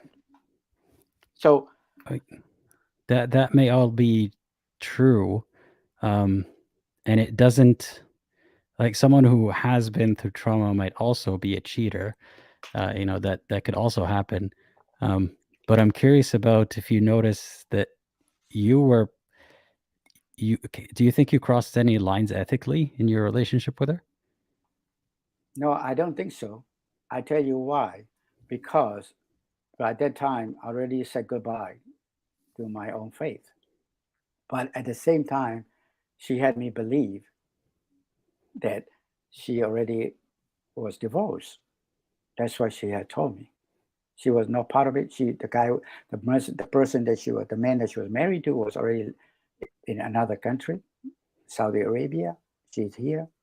So I ended up believing her and, marrying her, but in the name of Allah only, not in the civil court. So when I found her. Wait, but you weren't a believer at that point, right? Yes, I did. I believed her. She told me she was divorced. No, I mean, you weren't a believer, like you weren't a Muslim, but you married her. But you married her not legally, but Islamically. Islamically. So. But you weren't a Muslim, right? I know. I wasn't. I mean, I never said I was not a Muslim to the family yet. I never declared. I was a closet Muslim all along. Okay. So I went through this, and again, of course, I can't lie to you that I was attracted to her. So when we found out about this zina, or her, being with a young boy that I caught her, I wanted to, divorce her. So what we did was we ended up in a mosque in a state. And believe it or not, the imam took me to the site away from my parents and said, and very quietly, look, Ebrahim, what she did was wrong. It's against Islam. You should persuade her or sway her and take her to a Muslim country, meaning the India or Pakistan, and finish her off. I can't believe that. This is an imam living in the United States telling me that I should finish her off for what she had Did you committed. report that person when that happened? No, I did not. I just wanted out of it and move on with my life, which I did. So by that time, remember, I had very little taste in the Islam also. So I didn't care. I was just going through the motion. So I wanted to say this to you, Aladdin, and I'm not trying to change the subject, about Muhammad. Wait, I just have to make a quick comment about the previous story. I mean, there are some points that I would require clarification about. I'm just a bit confused right now about the story. So you said she left her husband for you, but you said she tricked you. She told you she was divorced. She did say that she was divorced. So when did you find out that she left her husband for you? When she came to the state to be with me. Okay. I'm sorry, my sense of skepticism is very heightened because, I don't know the people who call to these live streams. I can't really verify the stories that they tell me. But it's to clear the air, she happens to be a sister-in-law of my brother. Oh. So before she married this man in Saudi Arabia, we were supposed to hook up, but I was not in a position to get married at the time. So, make long story short, she, living in Saudi Arabia, ended up marrying him because she didn't hear back from me. And then a few years later, she came back to me. And that was her story. Okay. And right. I'm just very I'm very confused by the story because you say that then the imam told you to go to another country and finish her off. And that wasn't a wake-up call for you at the time that there's something wrong with the religion? If that actually happened, I was never into religion anymore by that time. spiritually, emotionally, like what you call closet Muslim. I never pray. I never went to mosque. I was just a Muslim in name because to please my parents. Right. Well, that is that is a wild story. But one last thing, you had mentioned something about hypocrisy. What were you referring to when you were talking about her hypocrisy, or hypocrisy in general? Hypocrisy meaning that on one hand, you are praying, saying dua, claiming to be a good Muslim. And on the other hand, you are committing sinner, which is, according to Islam, is punishable by death. That's what I call hypocrisy. Okay. All right. All right. Yeah. So I wanted to say this to you. The next thing, if you don't mind, is about Muhammad. Today we. By the way, just to let you know, we'll have to end it after this next topic. We'd have to end the call afterwards. Okay. Well, we can learn more about Muhammad today, as just demonstrated in the books, Hadith, Sirah, and the Quran, and many more. And we know more about Muhammad today than we know about, say, George Washington or Abraham Lincoln. It's all in the books. So I'm just surprised that why we're, waking up to this, morality of this one man who founded Islam. And another thing, I know the time is short, you have to go. I'm the last person you're talking to. I wanted to tell you about the Muhammad Ali, the fighter, versus George Foreman. I always was a mentor of Muhammad Ali, and also as well as George Foreman. When Muhammad Ali founded Islam, his whole demeanor, his behavior toward other people changed. And you could see it even in the ring when he fought certain fighters because they refused to call him by his name Ali, and he punished them. I personally met him. I respected him. I loved him. But I think he knew toward the end, when he was suffering from Parkinson's disease, became very calm and cool. But the fact was that in earlier days, because of Islam, how Islam had inflicted in his head, surely, changes his behavior and lifestyle. So, and on the other hand, George Foreman, after he was knocked down, he lost a match, he found a new religion, which is Christianity, and became a priest, and became an entirely new man. So that just shows you a contrast between Ali and Foreman. Yeah, I'm not sure I understand what happened here. So Ali, after finding Islam, became how? After finding Islam, he became more hostile. Of course, it was a nation of Islam. He was very, in fact, racist toward other non-Muslims. He wasn't as friendly and loving as he used to be as a Cassius Clay. That's what I was saying there. Without Islam, he would have been entirely a different fighter or person. I don't know him before or after to comment on that, but I do know that whatever his belief was, that was the Nation of Islam. We had a caller earlier who was talking about the Nation of Islam. I don't know about what you described about him being aggressive towards boxers who would refuse to call him Ali.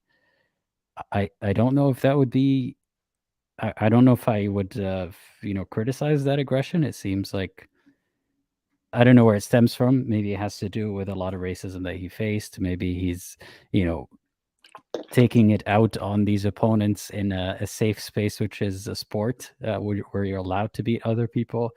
Yeah, I don't know if I can see a specific correlation to the Islam that I'm familiar with, for example. Well, okay. Well, you're definitely entitled to your opinion, but my belief is Islam, I believe, will have collapsed if not for the petrodollars, and I think that's what we're having today. As you know, rich Arab countries like Saudis and others, they have poured in billions of dollars to other countries, building a madrasa all around the world. So I think that is what is growing. But I believe Islam is also the fastest dying religion. I think a lot of people are leaving, and you may not hear it, and they may be quiet about that. And that is, what I believe in. I also believe a lot of people equate religion with morality. And to quote this one scientist, I forgot his name. I think it's Stephen something. He said, good people will do good things, and evil people will do evil things. But it takes religion for the good people to do evil things. That is what I really believe in, when it comes to religion. I would also softly disagree with that. I remember that. I don't know who said that quote, but I don't think it's just religion that it takes to make good people do evil things, but the mechanism that religion uses might be the same as other ideologies. Maybe I agree with an amended version of that statement, but I wouldn't just solely blame it on religion, at least like God being involved. It's definitely a compelling mechanism, but if you convince people that there are bigger reasons than them, that a certain race is the cause of their problems, for example, they might commit evil things without any God being involved. So yeah, I do have to agree with that part. And that Islam would collapse or would have collapsed by now without the petrodollar. I don't think so. I think maybe this funding is affecting the trajectory of Islam. I'm not going to disagree with that, but I think a lot of countries were insulated from the rest of the world till the internet age to some extent, and Islam would have continued to thrive there with or without petrodollars. But I do agree that Islam is, I don't know if it's the fastest dying religion because it's hard to get statistics on that kind of thing, but there are a lot more people leaving than we know publicly. So time will tell. Yeah. All right. Aladdin, last thing I want to say to you is about Hajj in Mecca. I think it does more harm to Muslim than good. And the reason I say this, Muslim by majority truly believe that no matter what sins they have committed, they can always one day go to Mecca and perform Hajj and ask for forgiveness, and especially by kissing the black stone. I have seen this many times over. Many people have said the same thing to me. And that is why you would rather do business in the countries like Denmark or Japan than the countries like Pakistan or elsewhere. I don't think that is true. I mean, I know that a lot of Muslims believe that Hajj like cleans your slate, wipes your slate, but I don't think a lot of them operate as if they know for a fact that they could do whatever they want in whatever country and then go wipe their slate. That's not how most people operate. And most people would go to Denmark instead of Pakistan because it's a better life. I mean, they can continue to be Muslim there. There's nothing Islamically stopping them from immigrating. So I do disagree with that as well. Well, that is what I have experienced myself. I mean, coming from the mouths of many Muslims, all they want to do is, even if they have to go to a point of mortgaging their homes, just for the benefit of going to Hajj, and they believe that they can come out as on a clean slate and wiping That part is true, yeah. Okay, that's Yeah. what I know.